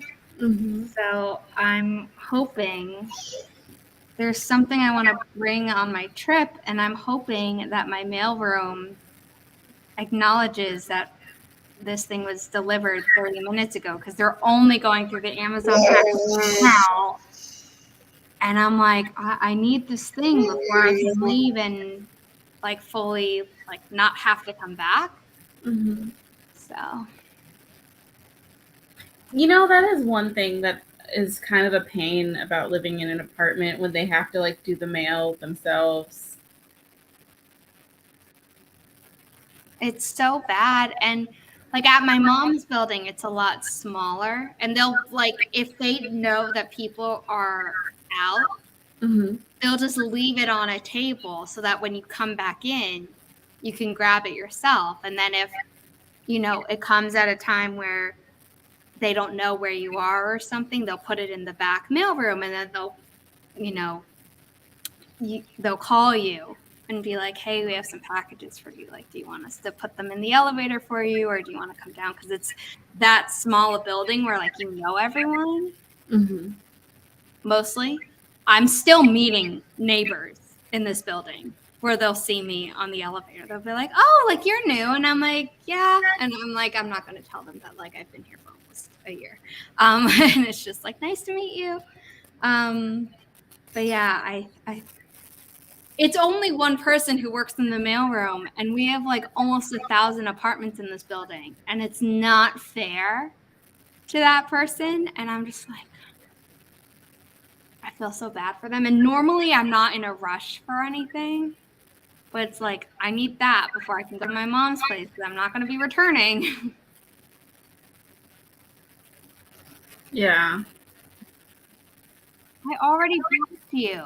Wow. Fix that. Or I blocked it again. But, Chandra, by the way, I gave you a wrench. Future streams. Oh, thank you. Flight, yeah. Is this my first flight since everything has started? I think so. Yeah. I just have a little trip planned. If I'm good, I'll remember to vlog it. That's a new diff, by the way. So don't hold me to it. I'll text you and remind you. Yeah. You'll be like, hey, girl, you mentioned something online, which means it should happen. Yeah. Who's your accountability? I was there. Yeah. Chandra, you can also bother me.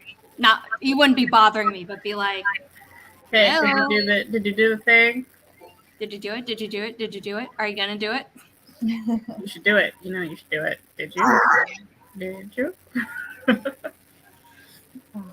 Okay, so it looks like a lot of people got a lot of things done. I got a ton of things done without writing a single word, but I got a lot of things done for my publishing company, which is still so cool to say. I also packed for my 2-day trip to my mom's place, but she also said to bring my laundry over, so that's most of it actually. And then I packed for my other trip everything but my computer and charger, because obviously I'm using it. So, and I did the dishes. I took out the trash. My apartment is mostly clean. So I feel good about what I accomplished, even though it's none of what I set out to accomplish when I started this stream. Sometimes that's needed though. Yeah, it is going to be Riley time today and tomorrow, but she is going to be boarded tomorrow because our dog walker seems to be the only one who's able to force her to take the medicine that she has to be taking right now. Because my mom is scared to do it, and I tried it and it didn't work. Whereas he I don't know. We call him the dog whisperer, and he really is. So my mom is like, should we send her there? That was the first call that I was on that ran over. And I was like, well, we need her to take the medicine. So I guess yes. So I'll get to spend some time with her, but not as much time as I got to spend with her last week, bro. Woo! That's awesome, Amanda.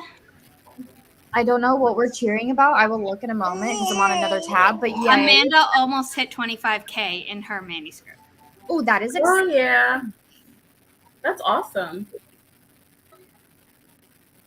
Very exciting. Okay, that is good. Riley hasn't been eating. That's the problem. Is that we'll normally hide stuff in cheese or something, and she'll just eat it. And she hasn't been hungry.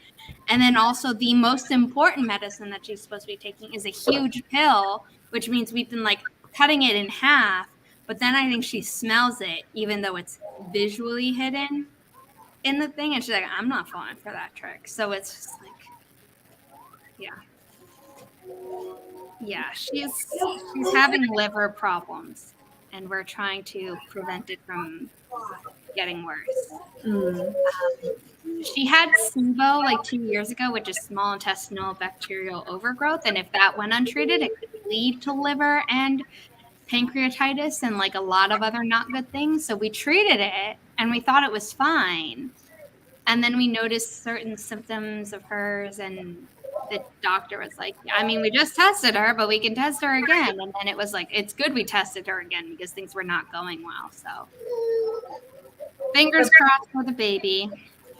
Yeah, that's frustrating too, because it's you're doing everything you can do and everything you're supposed to do, and it's if you don't take the medicine, you're not doing the thing that you're supposed to for the pet. But if the pet doesn't take the medicine, yeah, it's it's not entirely up to me, and she doesn't understand. So yeah, my mom talks to her and is like, you need this to feel better, and I'm like, I don't think that's gonna make her not be stubborn about this. Yeah. Try.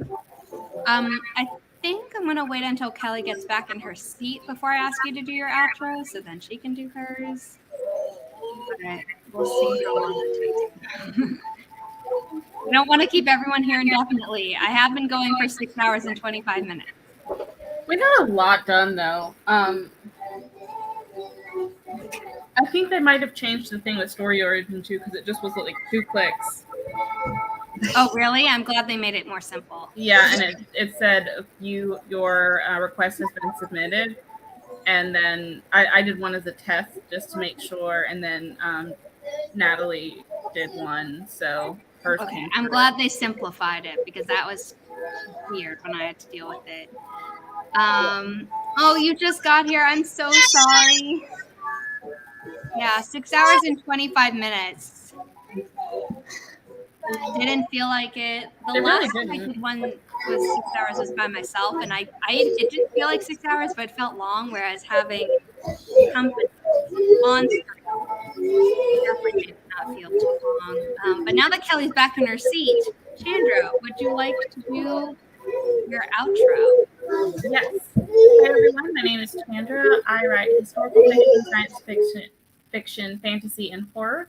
I'm half of the Flash Fiction Live duo, which you can catch Saturday mornings at 8:30 on my channel or Natalie Locke's channel. I also guest host on Nia's channel for scripting the book and the writer wrap-up. You can find me over there as well. I have a manuscript up for beta reading, and you can find the link in the comments as well. I will be posting that on Instagram. If you're interested in beta reading a science fiction project, feel free to sign up. Yay. Hello, I am Kelly Wright. I am a genre-hopping writer, podcaster, trier of hobbies, domestic goddess, which is a fancy way of saying my stay-at-home mom and wife.